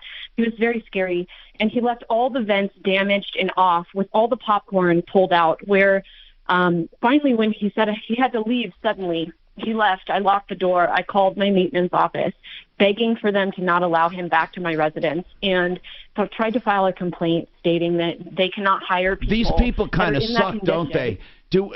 Have we heard from Rock yet? I mean, if there's asbestos in that thing, that whole place could be condemned. You know what he was probably doing there was pulling that popcorn and taking it to go get it analyzed to make sure there was asbestos in it. The other person, you mean? Whoever this lady's talking about, yeah, the creepo. That could be. Hey, Brianna. Well, that's the only reason they would do it. Is there talk around the complex of how bad this place is? Yes, all the time. Many of the residents have come together and really tried to advocate for change. Is it They're one very much taking Is it advantage one of us. big building, or are there several buildings? There's 21 buildings, I believe, maybe 22. So there's over 500 units that are dealing with these same issues. Oh my God. And how it came to our caller's attention, she had ceiling work done that's been just perpetual, going on and going on. And the neighbor came over and said, hey, there's asbestos in here, you know, that shouldn't be disturbed. And she's like, well, how do you know? And she says, well, I just moved in, and when I signed the lease, it talks about, in this addendum right here, it talks about asbestos and make sure not to, do anything in the ceiling or drywall. Meantime, they'd been working on hers, and hers is wide open. You know, I don't think we ever got the photos from her, but she made it sound like there's holes in the wall or in the ceiling. Yeah, we got to find out from American Restoration what they're doing. Hey, the right attorney on this is going to get rich, man, if everything we're hearing is correct. Brianna, as far as the tenants getting together, how are they doing that? Do they have regular meetings? So we're trying to set up something. I believe Anna is through Nextdoor, where we're going to have our first official meeting at the end of June to discuss everybody's complaints. People are now starting to collect videos and photo evidence of Where what are they're you dealing with. going to have the meeting? Do you know? I believe it'll be at the Castlegate Apartments. They haven't given me an exact location yet. Can you keep us informed? Yes, most definitely. Perhaps we'll have somebody go there. And I wonder, should we have somebody contact Castlegate right now? I mean, do we have enough information to go on, or should we wait for Rock? I would wait and see what the wait and see. do. Yeah, I'd like to see what Rock comes back with. I mean, I'm really curious. Don't hang up this. yet, Brianna. Hey, could you get her contact information, Kelly, please? 303-713-TALK. All right, now, ProBit Energy is with us today in the house on solar, and they do repairs, they do maintenance, they also, of course, do new installations. So you've helped people, and you don't have to mention names. If you don't want to, I don't care. Someone called in recently. We've had a number of them. Can you give us any follow-ups on ones you've looked at? Jeff's the most recent, and he had an issue with the installer. They weren't responding to him. They weren't responding take care at all. of it. They wouldn't get his system turned on. It's been over a year. He texted me this morning, heard us on the radio. That company did come out. Good. They didn't fix it yet. It's not completed. They're supposed to come out tomorrow. I told him to keep me posted because we can help him. My owner did call the owners of that company and said, Good. look, you got to tell me this. Why does this happen with solar companies? This is the number one complaint. Listen, they sign a contract, they start the job, and then it stalls. Why? Because they probably hired subcontractors. They don't do their own installs, which this company doesn't do their own installs. And your company does do start to finish. We do ProBid, sales, marketing, service, ProBid finance, Energy. Got it. Installation. Our crews, our electricians. We're actually going to go out after this gets complete and make sure they did it properly. With this was the strangest one because they had so many panels in such a size inverter. They were basically considered a power plant. And no, that was another one. That was another one. That's even what's going on with that one? So let's see. That was the one out in Elizabeth or somewhere where they went over the bigger. They had an inverter, Freedom larger Solar. An inverter. Freedom. Yep. They had an inverter that was larger than the power company allowed. Yeah, the salesperson didn't understand that Core, the utility, only allowed a system up to 10 kilowatts. Okay. Why does a power company limit? That was like an old contract they had with Excel, and I heard that from Core. Yeah. They don't like it. They can't stand it, but that's what they agreed to. Does Excel limit systems? Excel limits your system up to 200% of what you currently use. So they're pretty fair. Because they don't want you to sell too much to them. And you never make money off it anyhow. You don't make money, then what good is it? There's no good to it. Core, there's no good to producing more than you use. Unless you have future plans, putting in an air source heat pump or putting in a EV station, then we'll sell or have a hell of a storage capacity. Or batteries. Or batteries, but really the batteries now are there for time of use, where Excel's going to charge you 28 cents a kilowatt in the afternoon. Think of this, guys. I find this so fascinating, and I don't know if you've heard of this, but imagine Highlands Ranch, and I use that as an example, a big neighborhood. We're 10, 15 years down the road, a lot of electric cars. So you've got electric cars plugged in all the time. Everybody's got solar panels. People work and people do things at different times. Mm-hmm. It creates its own grid. So the neighborhood itself, that electric car battery, is part of the grid. So everybody connected to the grid, the home batteries, the car batteries, everything becomes the own electrical or their own ecosystem within inside that neighborhood. In essence. That's fascinating to me. And I think eventually that could work. Well, Florida, okay, but you're talking about combined power, aggregate power generated by solar. But the car batteries bother me because what if you had a full car battery and it ends up being half because the neighborhood used it? I don't know. I still love the idea of the entire neighborhood all connected, creating each other's electricity. I'm not saying get rid of fossil. This isn't a green type thing. That is amazing to me. Those communities are being built right now. Florida, that's the one community you don't in even the hurricane. You don't even have to have the solar panels on one house. No. The one hurricane that went through, the one community that didn't go down had their own self-generation, their own solar panels, own backup systems. And then you put up a windmill or a generator or whatever. Oh, yeah. No, we will see. Just self-contained. In other words, there is no core, there is no Excel. It's the group. It's the ecosystem. We may get there someday, but it doesn't hurt to still be connected to the grid. Oh, hell no, it doesn't. So you're going to see communities built with no gas, period. Every home will have solar on it. The home will be built to be able to have enough solar that it will power the home, and the community will have backup battery systems buried underground. So at night, when they're not producing energy, they just pull from that battery. They're their own power company. Because if you have enough panels, like you were saying, 200%, that extra, you could only run off 100%, so that extra would go into the storage. Into storage. He's into what? Interrupts our conversation. You're dead on.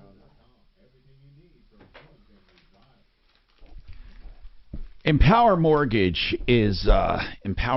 Reverse Mortgage is a place for reverse loans. If you're looking for a reverse loan, Empower will answer your questions first. There are always a lot of questions with reverse loans. Some people get it just to have as an emergency line of credit that they don't want to use right away, and you don't have to. And you don't have to pay on it if you're not using it. It sits there for emergencies. Find out more, 720-500-7719. 720-500-7719. Euro Plumbing Colorado, the best deals on water heaters. Just remember that, europlumbingcolorado.net. If you want a water heater, think europlumbingcolorado.net. I'm going to give you a number, and you can get a 40-gallon tank for $12.99, fully installed with new supply line for gas and water. You can always get a 50-gallon for $13.99 or any size you want, including constant flow water heaters, what they call instant water heaters, at the best prices. europlumbingcolorado.net. That's 303-668-6844. Made in the Shade will get you window coverings of any kind, powered, non-powered, high-tech, low-tech. You have the new shades without, of course, strings attached. No strings attached. You have also shutters, plantation shutters, outside shutters, motorized shutters, and you can get curtains, soft goods, whatever you need, Made in the Shade. Look for them at referrallist.com or give them a call. They come and estimate for free. They measure everything. They have a designer to help you buy the right stuff. They have their in-house installers, everything. One stop, one shop, Made in the Shade. 720-458-6566, 720-458-6566. There's one right here this YouTuber put. Microgrid brings increased resiliency for Red Feather Lakes in Fort Collins. Yep. They called a microgrid. Yep. We're getting there. Eventually, I think Excel and the power companies, if you have a battery, Excel's done the program, they've tested this, where you will give permission to Excel when the grid's at its highest pull to sell power, and they can pull the power out of your battery to put it into the grid. It's not worth it, though. They don't pay you enough right now. I think we'll get to a point. Well, they'll fight it. Where enough people are going to have batteries, and Excel cannot build the infrastructure out fast enough, okay, to get to that goal of the state to be carbon footprint free, where you're going to get to sell your energy that you produce on your solar system from your battery, and they're going to start paying you at a fair market value for your electricity to give to them. But right now, they have all the control. See, this is a little different because they're not tapping into this microgrid. They have their own, the neighborhood has its own power packs, its own solar, and its own propane generator for a backup, but they're not feeding off each other's power. Oh, they're not feeding off each other. They're not feeding off each other, but they are feeding off what the neighborhood, basically the HOA produces. But when they just went in and did a co-op with probably Excel. But when everyone feeds off of everybody, the question is, what do you do with energy hogs? How do they? Well, you know, that's a good question. They don't pay more. They don't have to give more. They don't. Well, everything will still come through a meter. So I'm sure if you're pulling more than your neighbor through that meter from that battery, that microgrid, you're going to be responsible for the power you're pulling. There's going to be a fee. It's not going to be free. I think it'll be a form There's of no net way metering. it'll be free because the maintenance going forward will be. No, it's going to be like a net metering. You're going to give to the grid and take from the grid. Yep. And there's going to be a net difference. And you would have to have the ability to go, hey, I'm going on a long trip tomorrow. You cannot use my Tesla's battery tonight. I mean, there'd have to be a way to. Well, I don't even know that. Yeah. That microgrid won't always be the battery from a car. No. I think, in my vision is, when you build a community, you have solar on every house. Yeah, and you have They're all batteries. electric, and you bury batteries, just like they do with any other utility. Yep.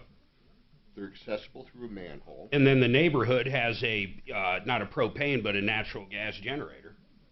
Something. Won't need it if you have the batteries. Well, you could still have really prolonged. Man, we've had. You go back, what was it, like 95? It snowed for 5 fucking days. You didn't see anything. Then I still think you should be connected to the grid. So in an emergency situation, You buy. Yeah. Why don't you make Stephanie inactive? Stephanie who? Because she hasn't advertised forever. She's listening to.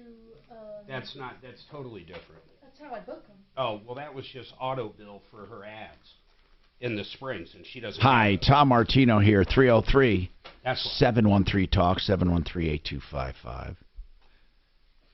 Jeff, what's going on with your 214 Ford F-150? Hi, Jeff. Hi, Tom. How are you? Good. What's going on? So I bought this truck 2 weeks ago, and it needed to have some paint work done to it. Yeah. I've never taken possession of the vehicle. And since then, I've gotten 5 different stories from the salesman. I spent an hour and a half Wait. at the dealership. You last haven't night. taken possession? No, sir. When did you actually buy it? 2 weeks ago. And, okay, why haven't you taken possession? Did you pay for it? I gave him a down payment and got it financed. Okay, so is the financing, Yes, financing went through. It needed some paint work done to it. So the that truck they agreed was to have actually purchased. Yes. Okay, it's a done deal. Yes. Okay. And why can't you get your truck? Well, so I've gotten 5 different stories from the salesman. So he calls me Monday and says the truck is back from the body shop, but I had all the keys. And I said, well, how are they moving it around if I have all the keys? And he said, I don't know. He said, but the truck is here. I said, okay.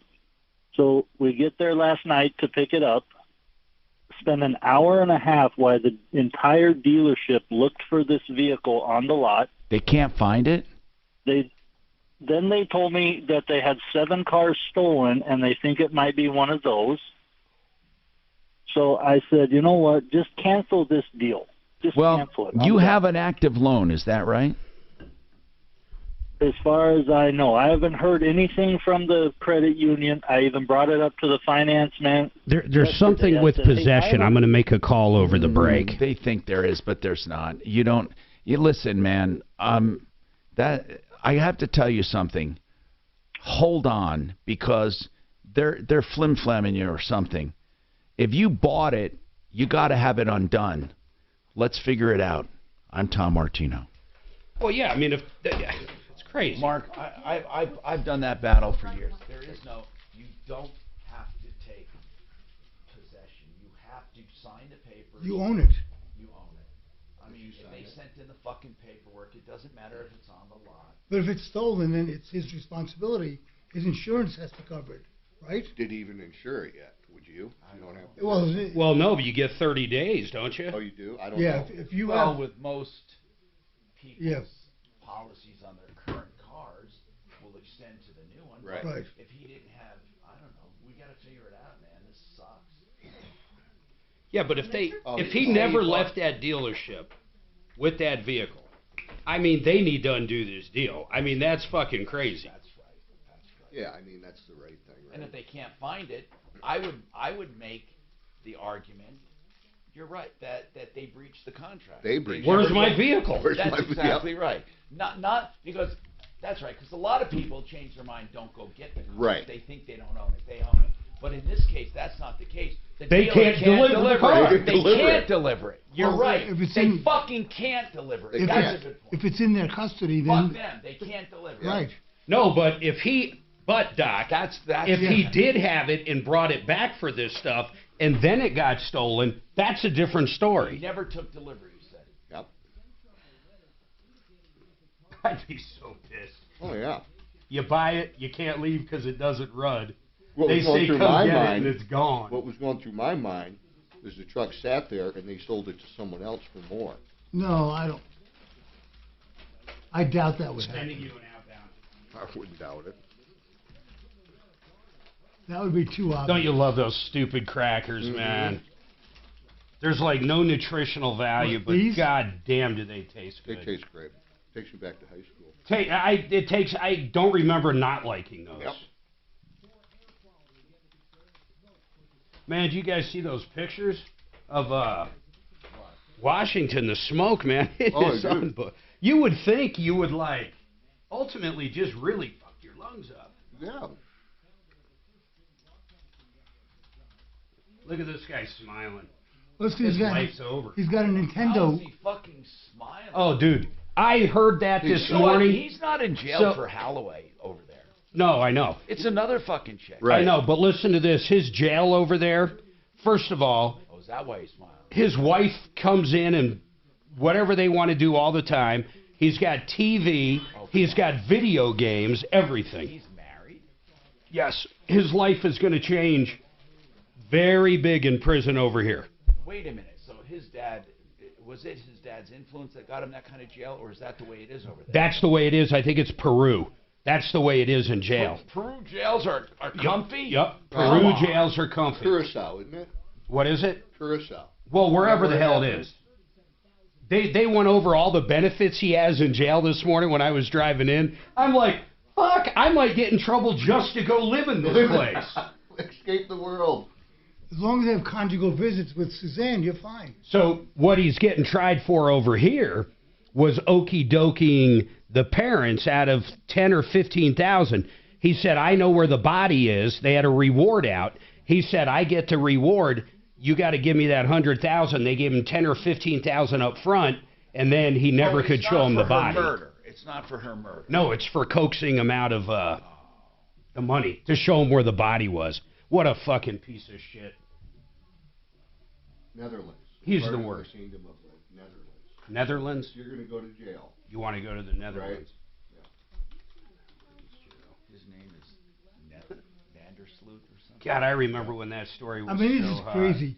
Has he Having- been in jail? Did they say he's already been in jail 20 years? Is that fucking No, he hasn't been in jail 20 years. It's been 20 years. Has it since the Holloway thing? I think it's been 20 years. Yeah, I think it is. 2005.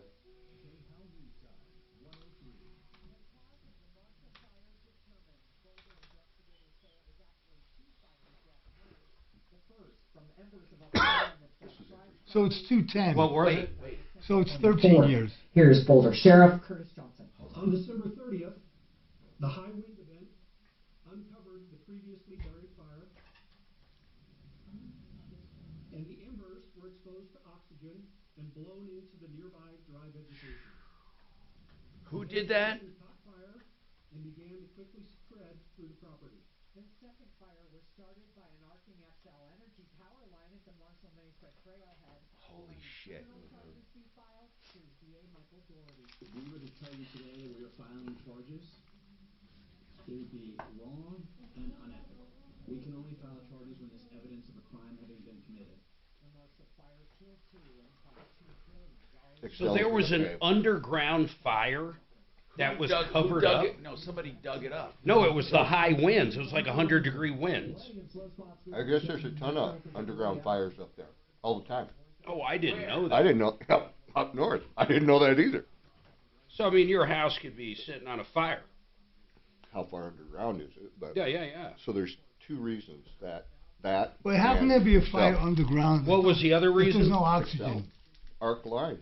Oh, an arc line. But that would still be due to 100-mile-an-hour winds. Look what Stephanie sent me.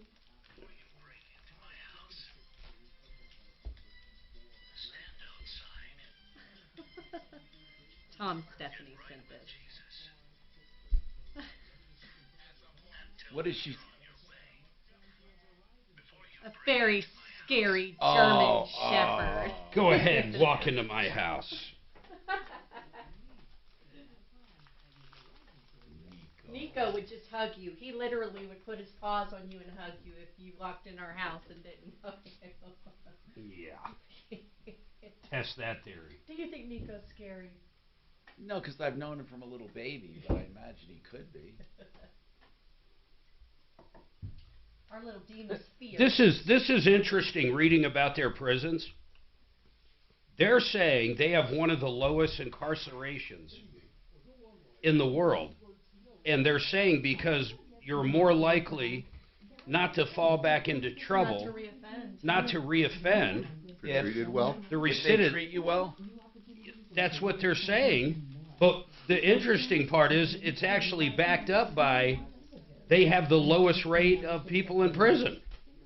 And they have the lowest rate of a recidivism. I'll never get that word right. I won't either. It's pretty crazy. Van der Sloot. Van der Sloot. It's like three those separated people syllables. Lost their daughter like that. Oh, it's horrible. And then him messing with them. Yeah, I mean that. I would always have this voice in the back of my head that maybe she was alive if it were my kid. Remember they had the two brothers that had something to do with it too. I think they turned on him or something. But he was never convicted of it. I know. His dad was a judge. That's right. There was all kinds of stuff going on.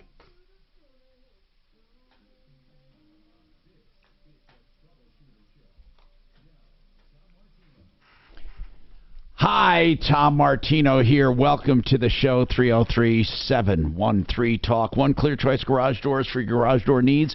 If you have a garage door not working, you can't close it, that's an emergency. They'll come out 24/7. Or if you can't get it open, they also, of course, will do new openers, new doors, any part of the door, all of their prices on their website, which is oneclearchoicedoors.com. They're great people. 720-370-3987. All right, so Jeff says, this is weird. Jeff says, I bought a truck. It needed work, so it stayed at the dealer. I got a loan, put a down payment down, and now they can't find the truck. Now, if that truck was at the dealer and he never took delivery and it was there waiting for him and he changed his mind, tough, he bought the truck. Mm-hmm. But this is a really interesting circumstance because they can't deliver the truck. So it's and that's all part of the contract. That sounds a lot to me like a breach of contract. They never actually delivered the truck. Now, like I said, Jeff, delivery, a myth is that you have to take the car, they have to hand you the keys, you have to drive away for it to be legal. That's not true. What is true is that they have to be able to give it to you when you ask for it. Like, for example, some people go home and change their minds about buying a car and they say, ha, I never took delivery, and the dealer says, it's right here in our lot, come and get it. Or they actually, in some cases we've had, Mark, they've driven it to their house and left it there, you know. But in this case, it's different. These idiots can't even deliver it if you wanted it, right? Well, so this all happened at 7:30 last night. we're leaving the dealership. I told them to cancel the deal.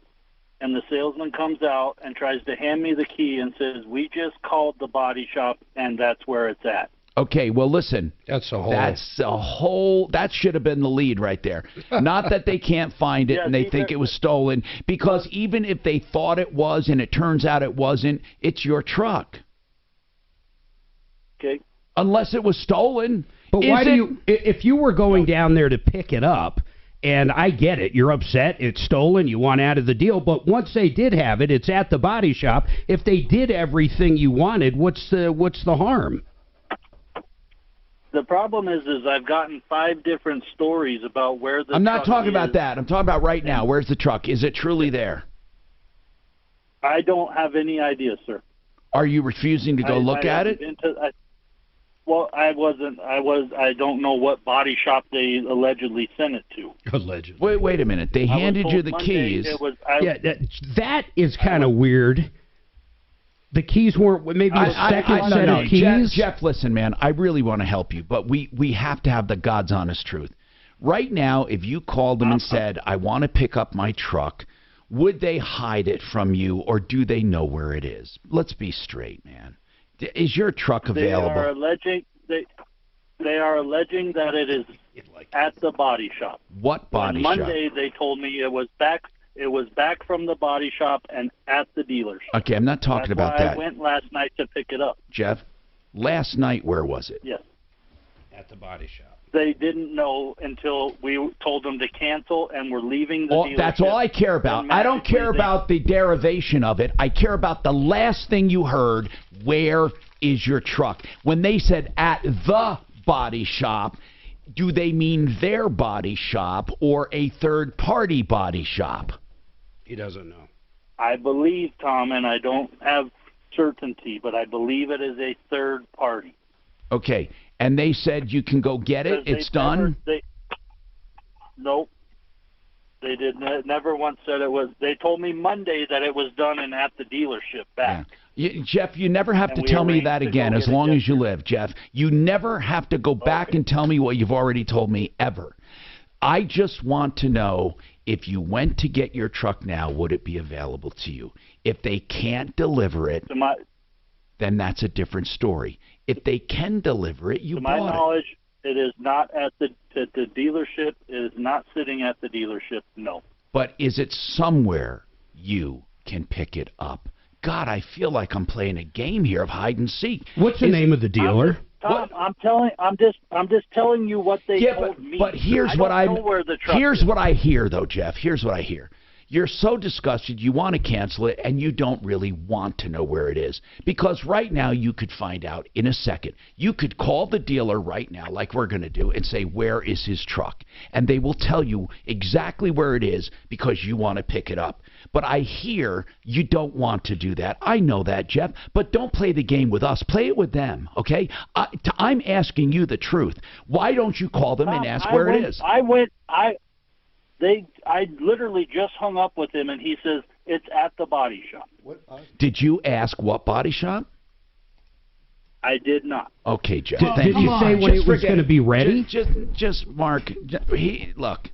I'm not going to play the game. Okay. What's the name of the dealership? That's what we need to know. What's the name of the? We're going to call him directly. What's the name of the dealership? Phil Long. Phil Long. Which one? Which one? Wadsworth. Okay. Phil Long, Denver. Okay. Wadsworth. So we're simply going to call him and ask. We're going to call him and ask him where your truck is. Okay. And they should tell us. But you're saying they don't know, right? No, he's saying they're saying it's at the body shop. Okay. Yes, and this was after they looked on the lot for an hour and a half. How could you not ask them what body shop it's at? Because he doesn't want to. I know. He wants it canceled. That's why we're playing this cat and mouse. Because right now, he could call Phil Long and say this: I need to know where my truck is to pick it up, or I'm having the deal canceled. And they will tell him. He doesn't want to. He's pissed off. I know he's frustrated, but he is purposely being vague. purposely not looking for the information. Get his last name, Kelly, and call and find out where his truck is. Ask him, what did they tell him Monday? She's talking to him right now. And then we'll find out where his truck is. 303-713-TALK, 303-713-8255. All right. We were talking about net metering. And right now, you're saying it really doesn't. That's probidenergy.com, Probid Energy. I'll give you the number out later. But it doesn't pay to really produce more than you're using. Not really. Not really. Because they buy at a wholesale, you pay retail, yep. right? Yep. Okay. Absolutely. It just doesn't pay off. The Unless ROI you got a is not ton there. of storage. If you have a ton of storage and you're managing it properly and you're releasing it at time of use or in the evening, absolutely. Now, And are that's where a lot of batteries people are going. expensive? Batteries are expensive. They range anywhere from $14,500 up to $19,500 for what we sell, and it's all about how long are you do they how last? are you managing it. 10 to 15 years right now. So that the $20,000 one, Mm-hmm. if you were disconnected from the grid, it was fully charged, and disconnect your solar panels. Mm-hmm. I mean, your average house could run off that battery for how long? Limited things could run off it for a few days. If Okay. But if you're cranking disaster. the AC, I mean, you're going to go through that in a second. Yeah, you're going to last a day or two. It depends on how Then many it batteries you have. doesn't sound worth it to me for $20,000. If it lasts 10 years, that's Well, it's like $2,000 a year. I look at it as a big- $2,000 a year for the battery just to buy them. It's like a big UPS sale, It's your man.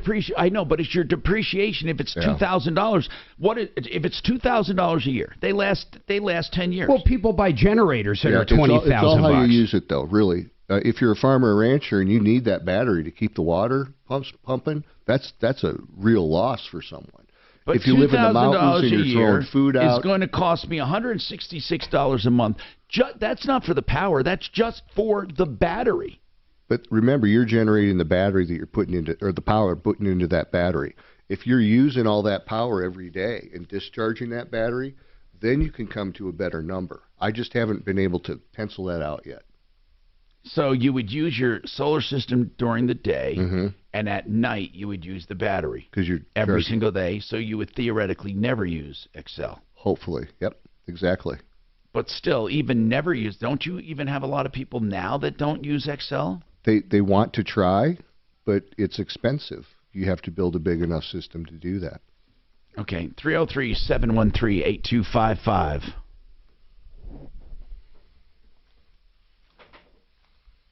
Now, if they tell us they don't know where it is.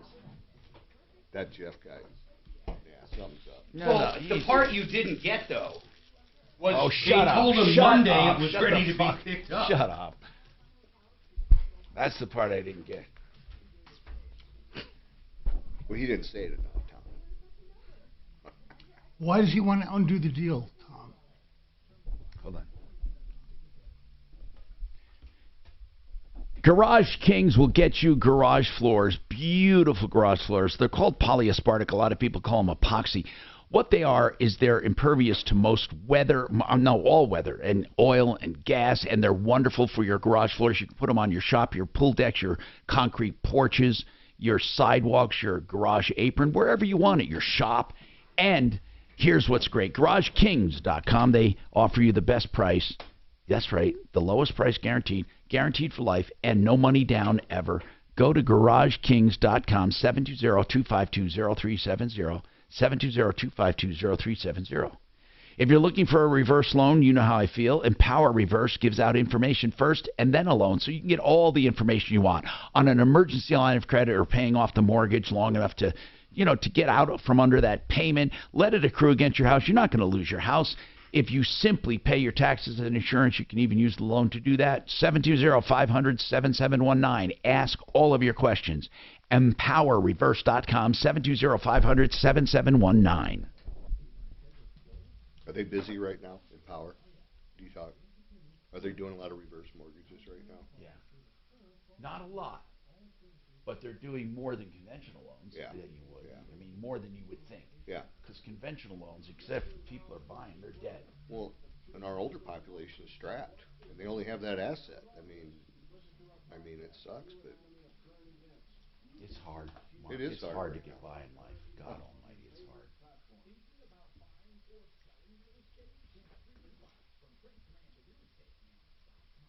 We offer free home market analysis and free home buyer consultation. Let our years of experience help you get what you want in the time you want. There simply is no substitute for drive, self-discipline, passion, and experience. I'm consumer advocate Tom Martino, urging you to use FrankDurand, with Remax Alliance, 303-920-16. Attorney Joe Cornell. Divorce forces a father to focus on what's most important, his children. You may no longer be a husband, but you'll always be a dad. In the divorce process, this comes down to three key concerns: physical custody, decision-making, as well as financial support. Each of these is important. It's important that you choose a lawyer that cares as much about the Right. So when do you fly out to New York? Or DC? Supposed to do that on the 22nd. God, this could be horrible. Yeah. But I don't know.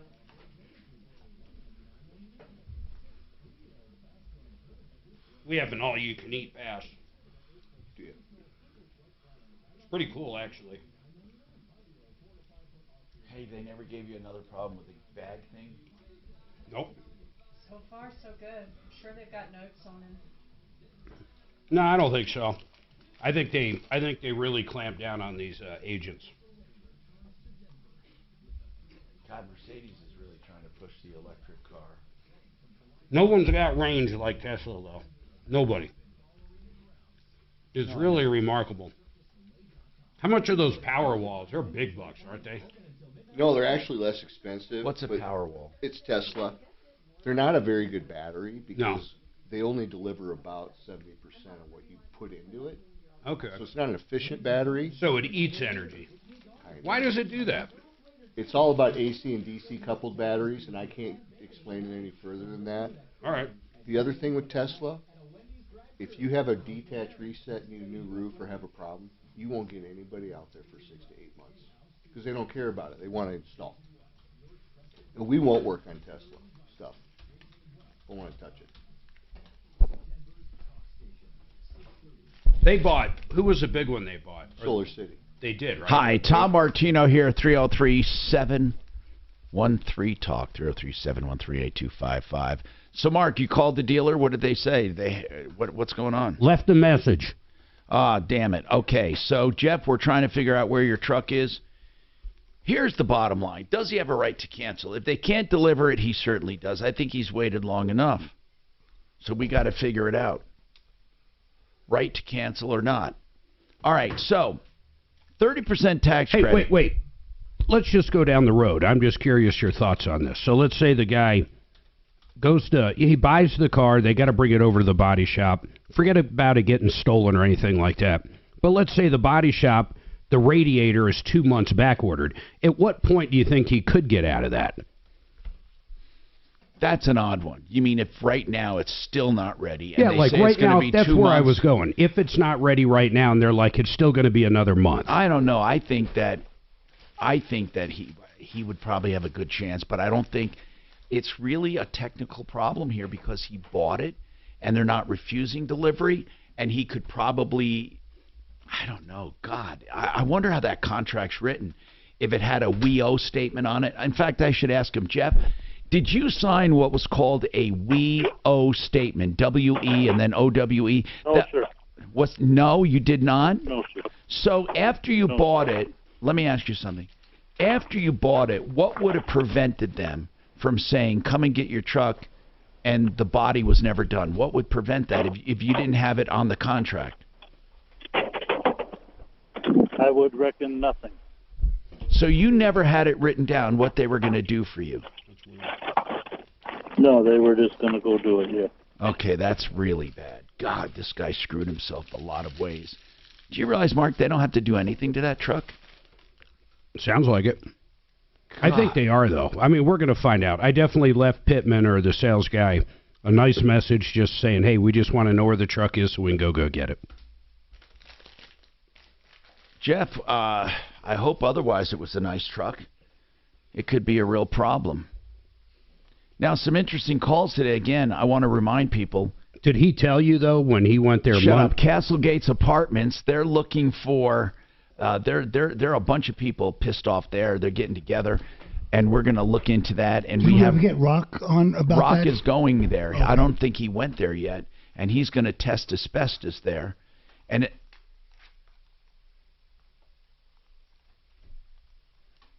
wow, because if it turns out in that apartment where it's disturbed, if it's truly asbestos, these people, they're criminals. They're environmental criminals. That's what it turns out, if that's true. She said the ceiling's open asbestos, and they opened it. Let's not forget that part. Right, the apartment complex opened it. They're in trouble, big trouble. Okay, and of course we have, if anybody knows of a camper for sale, an RV, and you want to take payments from this couple that's facing hard times, she's working steady, he gets a disability check, they just want an RV they can buy, they can afford $500 a month, let us know. Also, maybe you have a car to donate, they could use that. We're just trying to keep these people from being totally destitute, and they're pretty close. All right, and then we learned a really important lesson when it comes to easements. A guy said he'd been living there since the 60s, and all of a sudden the neighbor says, you can't use our place anymore, you can't use our land, you can't get to your property. And he says, well, haven't I been using it long enough for adverse possession? The answer is, oh yeah, you probably, but you have to now go to court and have that declared, and this guy's going to fight it every step of the way. So even though you might have satisfied the length of time for adverse possession, it's not automatic. That's the thing. It's not automatic. You have to go to court. And if this guy wants to protract out a long fight, it could take years. It could cost you $100,000. So he said, what do I do? Well, I'm going to tell you what you should do. If you go to buy property, don't ever assume an easement is an easement until you know it. Get a survey, get an improvement survey, make sure any egress access that you absolutely have in writing easements, and then make sure you can live with whatever other easements are on that property, whether it be a bridle path for horseback riding or whether it's a utility easement or any other kind of an easement. So many people buy a lot and they don't understand. They can't build on the easements, or they build at their peril because they can be taken right down. And you have to know the terms and conditions of not just the house, but of the actual lot and easements. Tom, did he establish that there was not an easement? There was never one when the original property was purchased? We don't know. He said there's not. He said there was nothing, no easement. Oh, he did say there wasn't. Okay. He said he assumed there was one. Because his grandfather had been driving it since 1950. And that's the way old-timers did it. They did these agreements, and they assumed, hey, we don't need anything in writing, and everybody would just use the easement. He's in such a crazy circumstance because he's landlocked, and if he doesn't sell some of his private or some of his property to the other neighbor, he's truly going to be landlocked. Right. And it really has no value without being able to get to it. Right. I mean, unless he's got a helicopter, seriously, who would you sell it to? I heard it was, I don't know if this is an urban legend. I heard it's... Let's call Brad O'Brien. I heard it's illegal to have landlocked land. Which Yeah, but I don't they're know going what that back means. to where, the gold rush days. I mean, that would be very possible. They didn't have, roads in the 1820s, did they? I mean, they had some roads, but I don't know.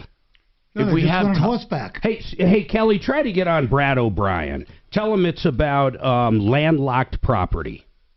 Okay, it says, is it illegal? I'm looking at this here. I'll see you guys tomorrow. 3037. A type of easement does not permit the right to entry, but rather requires a security estate to restrict his... Hold on a second.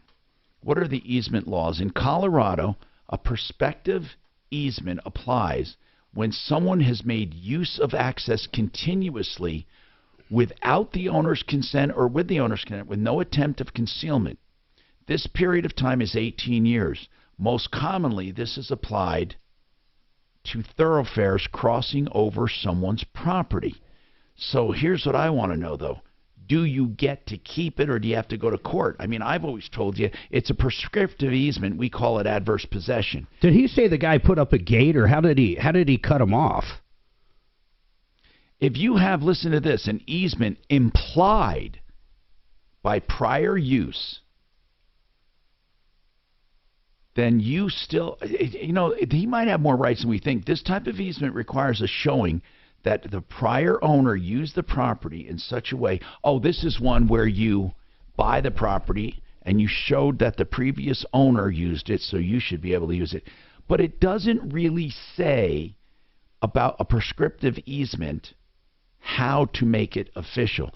The law requires that a use of an easement accessing a property must have an open and notorious constant use without any co-usage by the actual owner. We got Brad on 6. Essentially, this means the property owner knew and should have known that you were going through an adverse possession period. Let's go to Brad O'Brien, olslaw.com. He's a real estate attorney. Brad, we had a guy call up who said his dad bought this property and they were driving to and from the property over the neighbor's property in what they thought was an easement since 1960. And now, just recently, the neighbor says to the son, who now owns the property, you can't use it anymore. And it's 1,000 acres of land, and the guy simply says you can't use it. And he says in arbitration that he went to, that he said he's not going to do anything, and he's going to fight legally every effort to keep that easement. So if this guy goes for adverse possession, I'm asking you, it's most likely going to be, he might win, right, if he's been using it openly since 1960. And the question is that an expensive thing to do when the neighbor's going to fight tooth and nail? Yes, that's an expensive type of lawsuit. It could take a year to resolve it in court to get pre-trial, and several tens of thousands of dollars in attorney fees. So there's nothing automatic about a prescriptive easement or adverse possession. If you satisfy the 18-year statute for adverse possession, title vests automatically, but you have to go to court to get that recognized, to get a court decree to recognize that the 18 years is satisfied. Okay, so what? But then, can the other guy fight it? And what would he use as an argument? Sure. Adverse possession is a very complex and nuanced type of claim to bring. You have to satisfy several different, a long list of elements. And if somebody wants to fight that, they can just prove that any one of the elements is missing, and then you don't win. But in the meantime, can the guy just block it off, put barricades up, say you can't use it? Is there anything there? Well, because he can't get to his property. What you can do is a different question from what you have a right to do. So if somebody blocks your only actual access, you'll have to go to court right away to get a temporary injunction while that gets figured out in the courts. Okay, so one of the things is 18 years. What are some other things? It has to be open and notorious, right? Or that person's been paying the property tax on it for 7 years, I believe Brad told us. Well, there's two ways to approach this. One is adverse possession, the 18-year statute. Another is there's several different statutes in Colorado, including the Colorado Constitution itself, that give concerning access to property, and you can also pursue those because ultimately a property shouldn't be landlocked. And the one in the Colorado Constitution is the one that is like the Hail Mary, that's the last resort. It basically says that property can't be landlocked. No, you chime in. So when it says property can't be landlocked, what does that mean then? What is exactly does that mean that the guy can't block him? But then he's got to go get an injunction. Well, it means that every property should have access to a public right of way. Wow. Okay. So go ahead. I have a question for you, Brad. He could access his private property through federal lands. Can he find a way to do that? Well, there's no adverse possession against the federal government and land owned federally.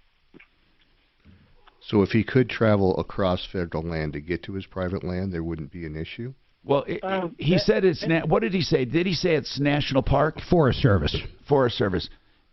Do they grant easements, do you know? It'd be case by case. It's a question of fact. Is there an existing right-of-way to the public forest? So that's a question of fact. Okay, he said no. There is no existing easement through the public land. Nor is there even a road there. Right. So the bottom line is you can't apply to the federal government to get an easement, is what I'm asking. Can you? I mean... It sounded like you can. Well, you could ask, but it doesn't sound like there's a right to that. No. Oh, I see. Okay. Well, thank you. That's Brad O'Brien and olslaw.com, 720-370-7288. And we appreciate that, olslaw.com. And actually, it's 7388. Sorry about that. It's 720-370-7388. I believe. Do I have the wrong number right? Brad, I'm sorry. It's 720-370-7388, right? Nah, he's off, but I better double check that. Anyway, so it's 3. Okay. Yeah, it was written down wrong. Okay. 303-713-8255. What a predicament, though. It's like you can't get to your land. You don't have money to fight it. Your land's going to be worthless. It's just the worst thing ever, man. It's almost like the two people next to him are squeezing him out. No, it is. It's terrible. And it's 1,000 acres. 1,000 1,000 backed up to national forest. It's probably worth a nice little he nickel. Never said where it was, did he? Not actually. It's Colorado. Right, but he didn't say where it was. It could be some pretty valuable land. And speaking of that, I have a text asking about what's called a solar farm. Have you ever heard of that? Hold on, Mark. We'll talk about that. That one out in Vegas. His only option is to sell that 200 acres. Oh, That's his only option. Yeah. I mean, come on. And then he's still probably going to have to build a road. Yeah. If you have 1,000 acres, you don't even build on it. What you just use it for fucking camping. Sell 200 acres. Or open up a fucking RV park. I mean, no, you got 1,000 acres. I'll tell you what, now, I know some neighbors what they would do. Oh, yeah. They would go into that property after he gets access and put up the loudest fucking loudspeakers and bombard that son of a bitch. Yep. I call that the pain in the ass tax. I don't know why he went to mediation for $20 grand. Now, some attorney put them together. That's bullshit. So mediation because I think that he had to file. Carries no weight. The other guy just sat back. Well, I think the guy might have filed an action which triggered automatic mediation. Yeah, but when you go to a mediator and the guy next to you says, right, I don't give a fuck what anyone. That's what happens in divorces. You have to go to mediation. Yeah. You don't have a choice. But does it hold weight? No. Retirement Planning Center of the Rockies, they're sponsors of this show, and I am a client, and that's all true. I use them to help me prepare for retirement, to make sure I have what I need, the elements in life for income, for security, insurance, long-term care, whatever. They take what you have and say, yeah, that's enough maybe, or you need more.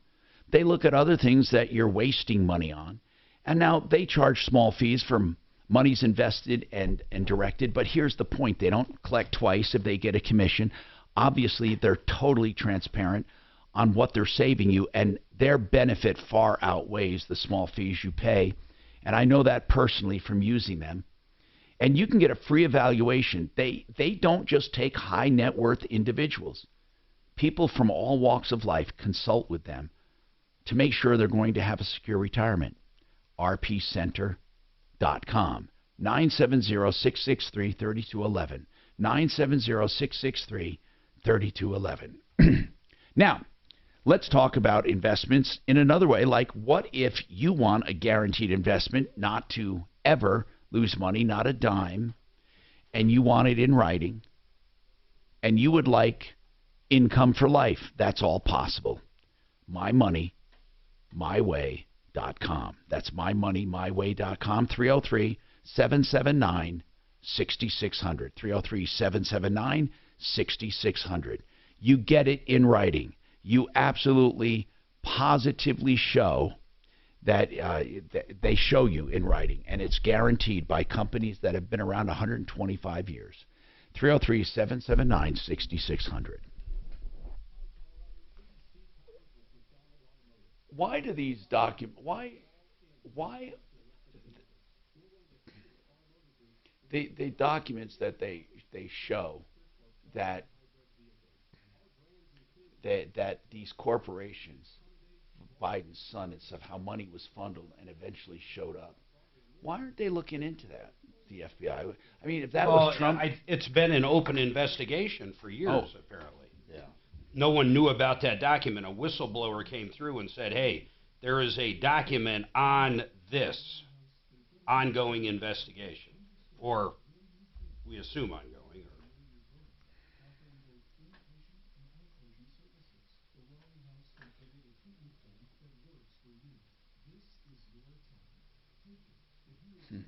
Yeah, this Vandersloot, man, what a piece of shit. Well, I noticed when they identify him, they say suspect. They don't say convicted. No, he's a suspect or in the Natalie Holloway disappearance. Right. And in this other one. Yeah, because he hasn't been Been convicted. convicted. That's crazy.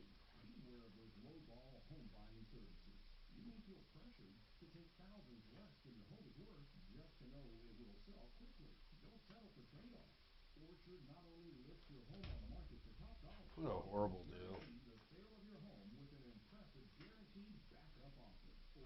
What do you think, really? I think Biden's going to be reelected. I don't think so. Man, I got to tell you, it scares me. I mean, he's not all there. Trump's not all there. They're both, I'm not, ageism is a thing, and our young people need to get more active. They're not going to follow a Trump or a Biden. Look, here's the deal. Somebody that can speak to them. I get fucking tired out with a weekend with my kids. I don't know how you run a country. No, right? Yeah. I'm taking a nap on Sunday afternoon, man. How do you run a country? Yeah. I mean, and no, seriously, this that takes guy, me back. that fucking stress that Right. guy's on. At 80, come on. I mean, he's 78 right now. How does he do it? Trump seemed to do it a lot better. They're getting pumped with stuff. I'm sorry, they are. There's no way. Just like any other Can you see him taking a little bump? Well, I mean, maybe not that, but do you see all the coffee I brought in? I've had like so much accumulated. I wondered where that came from. I had all that coffee accumulated at home, and I don't drink enough, so I brought a shitload in here. It's just not. But I mean, stupid letting it sit. Tulsi Gabbard, she's young. Young people could associate with her. Maybe RFK, but not Bernie, not 80-year-old people anymore. Trump. Or Trump. Our kids need to see good leadership, and we're just not seeing it. They're seeing, for the past 6 years, people just argue and hate each other. Way too much Here's hate. what I don't like, okay? This is what I don't like. I was talking to some young liberal person the other day who said, I know for a fact that DeSantis is racist, and they pass laws against being gay in Florida. And I said, where are you getting this information? I mean, but there's just as much bullshit. Because what the media called it. That's why they think that. Right. It's what you listen to no one passed a law against being gay. No. The media called it the anti-gay law or something. No, don't say gay law. Don't say gay, yeah. Hi, Tom Martino here, 303-713-TALK, 303-713-8255. All right, by the way, you need to know that PayPal and Venmo and Cash App, I think you know this, none of those apps, none of them are secure when it comes to keeping your cash there. You should transfer them out as soon as possible to your bank accounts. If money shows up missing from there, or ends up missing, I should say, you're screwed. There is no insurance, there's no oversight, there's no government regulation, nothing, zilch. It's the wild, wild west. They don't have banking charters. They have nothing. Do you understand that? I could start an app tomorrow and promise to transfer your money and then walk away from it. So it's really important that you know this. And there's no regulation whatsoever. None. Also, food safety advocates want the federal government to change the confusing dates on expiration of foods. Some say best if used by, others say sell by, others say EXP, DATE, date. Who cares? They all means the same thing. But well, here's what they're saying. They should mean the same thing, but people are not interpreting them the same because the government gave them leeway on how they can word it. So what does this mean, best if used by? Does that mean expiration to you? It means use it by that date. Or not use it? Does it mean not to use it? Expiration date means don't use it to me. It probably means you're not going to get sick and die, but we highly suggest you get rid of it. Best if. And what if, okay, what about this one? Sell by. What does that mean? Well, that's easy. You pull it off the shelf when it hits that date. Oh, yeah, for that. That's true. That's true. But what if you bought something that was sell by a certain date? How long do you get to keep it? It is confusing. You don't know if that food's still good. If it's sell by a certain date and you buy it on that date, how long do you have before it's not good? I don't know. I don't find it that confusing, but I get it. I do. It's different than expiration. If it says sell by, well, what's today? The 8th. If it says sell by the 8th, right? And we buy it today on the 8th. How long do you have then before it goes bad? I don't know, Tom, but sushi's that way. They make it the same day. They say it expires the same day. You're going, well, how long can I put it in the fridge for? That's true. And man, with sushi, I don't know. That would be a hard one. Now, as far as solar farms, a texter wanted to know, what is a solar farm? First of all, I don't even know. Does he know about solar farms? Does that mean that I can have remote panels somewhere feeding me? Essentially, in concept, it does. That's what Colorado is a leading state for that. They do solar farms. For communities or for hospitals or for schools or what? It's called a sun share, and believe it or not, it's really controlled by Excel. Okay? Do they do them now? Oh, yeah. There's sun shares on here, and at the bottom of it, it's got Excel all over it. It's not a bad thing for renters, for people that live in apartments maybe, and they want to help contribute to the green movement. So how does it work? You're buying a share of energy off that solar farm. Is it cheaper than normal electricity? I don't know. I don't. Okay. I would really have to investigate that. Okay, so what if, though, a school wanted to put a solar system on they call ProBid Energy? We'd love to do that. Well, of course. Have you ever done giant installations? We do some commercial stuff. The schools would be awesome because there's a lot of incentive money around for that, for schools to do that. It also offers teaching moments for kids to learn about it and to get involved in it. So if you did one like that, isn't it possible that with such a big building you don't have enough surface area for Could be. Is that where you could do remote panels? And if you do remote panels, how far remote can they be? Well, they're really feeding Excel transmission lines is what that's doing. Why can't you put it in a field and then transmit direct to the school? I mean, why would it have to go to Excel first? Because you have to go through a transmission line. Now, if it's at the school itself... That's what I meant, a field right at the school. Oh, heck yeah. Absolutely. It's a ground mount. So people with a house, some people with HOAs say they have to do that. They have to remote mount somewhere. Is that true or not? No, that's old law. A lot of HOAs cannot stop. They can't stop solar right now. They can control the system if it does not cause 10% loss to the system. Meaning we don't like that panel there, you have to move those. But if it affects the system too much, they can't tell you that. Does that include putting them on the ground? You can't That's what we're talking about. Yeah, you can't put them on the ground in houses. In cities, usually it's just not going to happen. I've seen some over in Bell Mountain that have huge panels just right in their fields. We do a lot of those out there. We do a lot in ranch. I mean, they have the land. How hot do those things get, man? Pretty hot. I mean, are you talking 200 degrees? Probably. Whoa. You know, they melt. That's why if you go to a house with solar, you're going to see that side's going to melt the fastest. Snow. It's going to slide right off. Okay, yep. so panels are one thing. What about windows? Have you heard of solar windows? They're coming out with some great technology. I look across the way here, this apartment, you know, you literally could put panels on each balcony. And I think we'll get to a point we're going to see buildings where they have that integrated into them. But windows, at one time we had somebody trying to experiment with windows. The windows themselves are panels, but you can see through them. Is that how it works? They're still trying. I don't think the technology there, the efficiencies there yet. You think of these big glass buildings, you would think that entire thing. And couldn't you build it into siding even on the south side of a giant building? Absolutely. Absolutely, and they have those types of panels, and they're decorative panels. Well, I go back to that heat aspect of it, though. Holy moly, 200-degree side of your house? Yeah, maybe. I don't know how hot it really is. Well, whatever it is. Yeah. I mean, that's hot. That's burn you hot. Yeah, I wouldn't touch a panel at the height of a sunny day. I wouldn't think about it. Okay. Coming back, I want to talk about something with the Nuggets. There's something that was bugging real quick, insurance. If you just go out, you get I buy a solar panel thing from you, and you guys install it, and big hailstorm comes through. Is it automatically covered? Do I got to call my insurance company and tell them I have solar or what? Yeah, call your insurance company. It's a few bucks a month.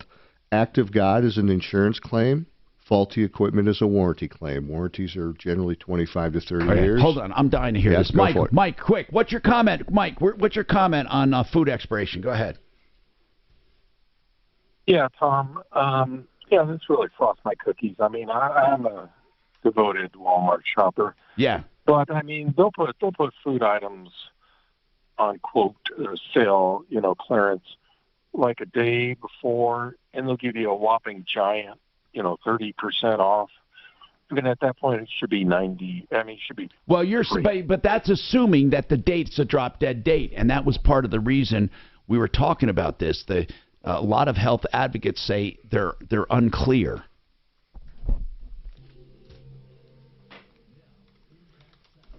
In fact, Mark. No. Just tell me, I'll put it down. Hold on. We're doing a lot of detached resets, and insurance pays for that because it's part of your roof project. So a lot of these new roofs, we go out, we take them off a day before they load the roof. We come back after inspection, put everything back together. And okay, I got to do these they three. Take care of that. Some insurance companies, and I wouldn't want to go into this. If you call them and say, hey, I got solar covering 40% of my roof, I want a discount on my policy because it's protecting the roof. Sure it is. I never thought of that. Yeah. Never thought of that. Yeah, how the hell would you think about that, right? You wouldn't. Huh. I'm not saying it's happening all the time because insurance companies. They'll say we got to spend more to pull that off to do your roof. Exactly. Hold on. The best water heater deals. I love talking about the best deals. Honest to God, it's something I love. And Euro Plumbing Colorado gives me the copy because they do it. $12.99 for a 40-gallon water tank. Think about it. That's right, fully installed. The old one taken out and thrown away. And that's new water line, new gas line. But listen to this one, okay? You can have a 50-gallon for $13.99. You can have any size, and they promise you the lowest price. Call them.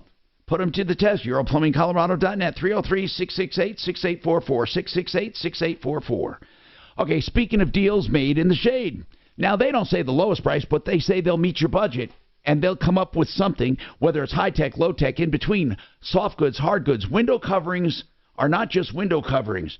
They make or break the place, and Made in the Shade has a designer to help you get the right stuff. They have in-house people that measure and estimate for free, and then they have their own in-house installers. It's a one-stop shop. Made in the Shade. 720-458-6566, 720-458-6566. Do you need extra cash? If so, sell that old junk, the jewelry you never wear, or the tangled messes, mismatched earrings, incomplete coin collections, broken watches, whatever it is. If you want to sell it, you know what? David Ellis Jewelry will buy. It's a jewelry store and a name we've trusted for 40 years, 3rd and Clayton and Cherry Creek. So you can go to get honest prices, either for your junk, for the precious metals, or even used antique jewelry. 303-322-8779, 322-8779. So these expiration dates, my wife will throw eggs out at the expiration date. I'm from South Dakota. You don't do that. A week or less. Or, you know, In you put it Europe, water. they don't even refrigerate eggs, you guys. I mean, come on. Well, I think they need to throw out by this date. This is dangerous to eat now. Because No, they have to get the real. they got to get something going. pasteurized eggs, so you can't, like, if I go to my neighborhood and Mhm. buy something. I gotta get to really my nice, dentist, damn you it. can leave those out, but once they're pasteurized or something, I Mhm. guess you have to refrigerate. I don't know. I mean, I just think it's all a racket with the grocery stores. We throw milk out, we throw eggs out, we throw bread out, and it's like, I'll eat that bread. I mean, there's nothing wrong with the Now, bread. There's a The point. expiration date should be like knock, knock, knock. Yeah, right? Because it ain't poison. I mean, Or if it's green. my mother, in our Italian household, we would have bread, and when it got so fucking stale you couldn't eat it, she'd break it up and make shit out of Like garlic bread. She used Anything. breadcrumbs, Yeah. Italian breadcrumbs. Right. Sure. And you use it for breading shit. Bread did not go to waste. And then she used and then whatever was left she'd throw out for the birds. Yeah, I'm one of 6 We boys. never Dad died wasted when we shit. were all young. We didn't waste nothing. No, God almighty. And if you didn't move your hand, it got And you. chicken, man, chicken was eating, and then it was chicken salad, and then chicken soup. Absolutely. And I then mean, oh God, yeah, it was awesome. I mean, I kind of like because I learned how to cook. I love chicken. If my wife cooks, we all. I love die. chicken's So one of my favorite foods. It's I hate good dry for fucking you, chicken. too. I hate dry chicken. Stephanie won't eat it unless it doesn't look like food. I have this joke. I say, "Oh, you won't that's like my it. wife. It's too juicy." You know, That's my wife. it's got to be cardboard. She wants that white meat so dry. I can't eat dry chicken. I can't either. And her fish like that too. Oh, fish? No. It's gotta be moist. Do you have an air fryer? No. Oh, I love it. I live on We were it. thinking about one. It's I just live all on it is a mini convection oven. It's just super quick. Super quick. Heats up Do you- quick, cooks What are you quick. cooking? Do everything. Fish. Chicken, steak, fish, French Burgers, fries. appetizers. Burgers, French fries. If you cut up russets, they're the best French fries with a little olive oil, salt Anything. and pepper. It's a mini convection oven. And it's this big. There's millions of sizes. And you know what? Like sometimes it's just Jen and I. My kids don't eat at home We anymore. don't eat at home hardly ever. I throw chicken breast in, some asparagus around it, boom, bam, bang. We've got a meal. And then you take like frozen wings, like from Oh, Sam's yeah. Club, like That's 8 the minutes. best. Oh yeah, Yeah, they're it's fast. awesome. Cooking is a bad thing at my house because she doesn't like odors, and we never use the garbage disposal, and she brings out trash 3 times a day. It's fucked up. Are they I related? can't just cook. They should. My wife and your wife should just go ahead and Oh live man, together. I can't cook. I can't sit there and cook. I mean, she loves it when I cook, but Yeah. she doesn't like any kind of waste or any kind of stuff in there, and can't use the trash, and you can't use the garbage disposal. Everything's put. in a bag. Why not the garbage disposal? She thinks it'll. Smell. She never lets me put anything in there. She doesn't want it. She goes, "Oh, it'll have lingering odors." But it works. Oh yeah, we never used it. It's brand new. Just like the Oh. vacuum. Oh gosh, Yeah. that's funny.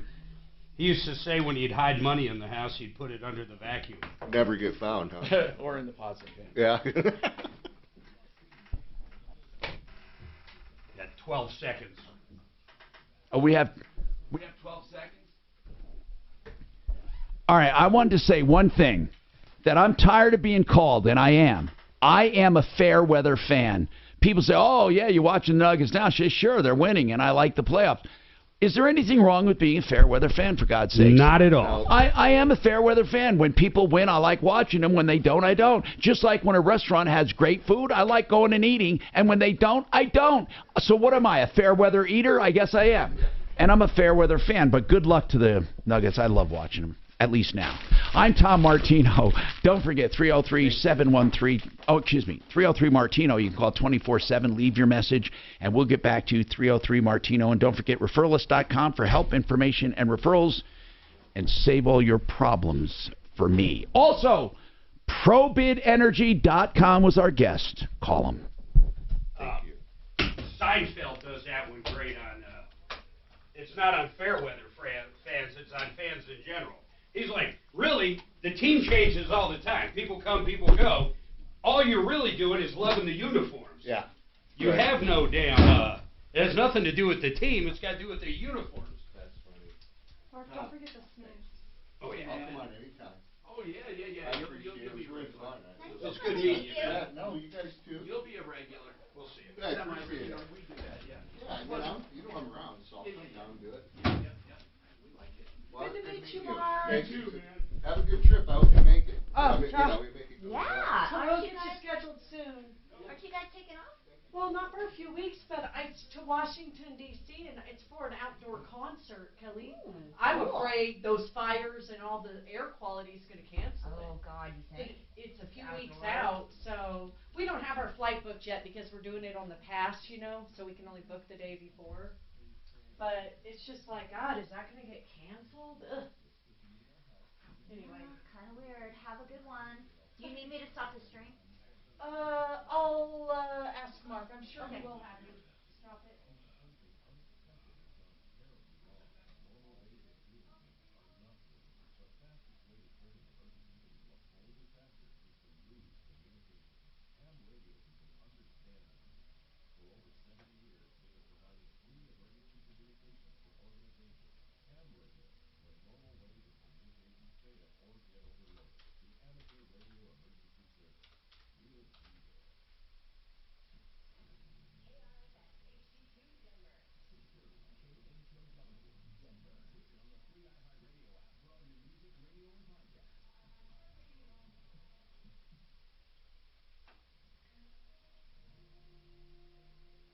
ABC News, I'm Nina Roy. Following bilateral meetings, President Biden and British Prime Minister Rishi Sunak underscored the strong bond between the two nations, a commitment to defending democracy and support for Ukraine. And we also discussed unwavering support for the people of Ukraine and the stand that they will defend themselves against the most brutal aggression we've seen in a long time at the hands of Russia and Putin. Both leaders pledged to work together to battle the climate crisis. Air quality is improving in parts of the U.S. and worsening in other areas as smoke from wildfires in Canada drifts south, causing health concerns. Attorney General Merrick Garland praised the Supreme Court decision that preserved a key section of the Voting Rights Act, protecting against racial discrimination in the redistricting case out of Alabama. In France, opponents of plans to raise the retirement age from 62 to 64 failed to pass a measure to repeal the bill. This is ABC News.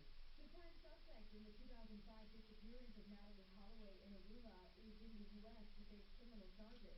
Sources in Peru tell ABC News Joran van der Sloot was relaxed and very aware of what was happening to him.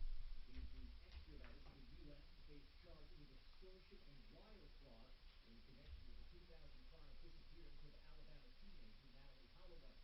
Federal prosecutors allege van der Sloot tried to extort Holloway's family in 2010 by promising information about her body in exchange for hundreds of thousands of dollars. Cal. Hi. How are you? I'm good. You're all set. Thank you. My friend. Workers at a Barnes & Noble in New York City have voted to unionize. The New York City workers are now part of the retail So apparently these lights will come on more. Hey, Kelly, go ahead and kill the stream. Okay. Okay. See you tomorrow.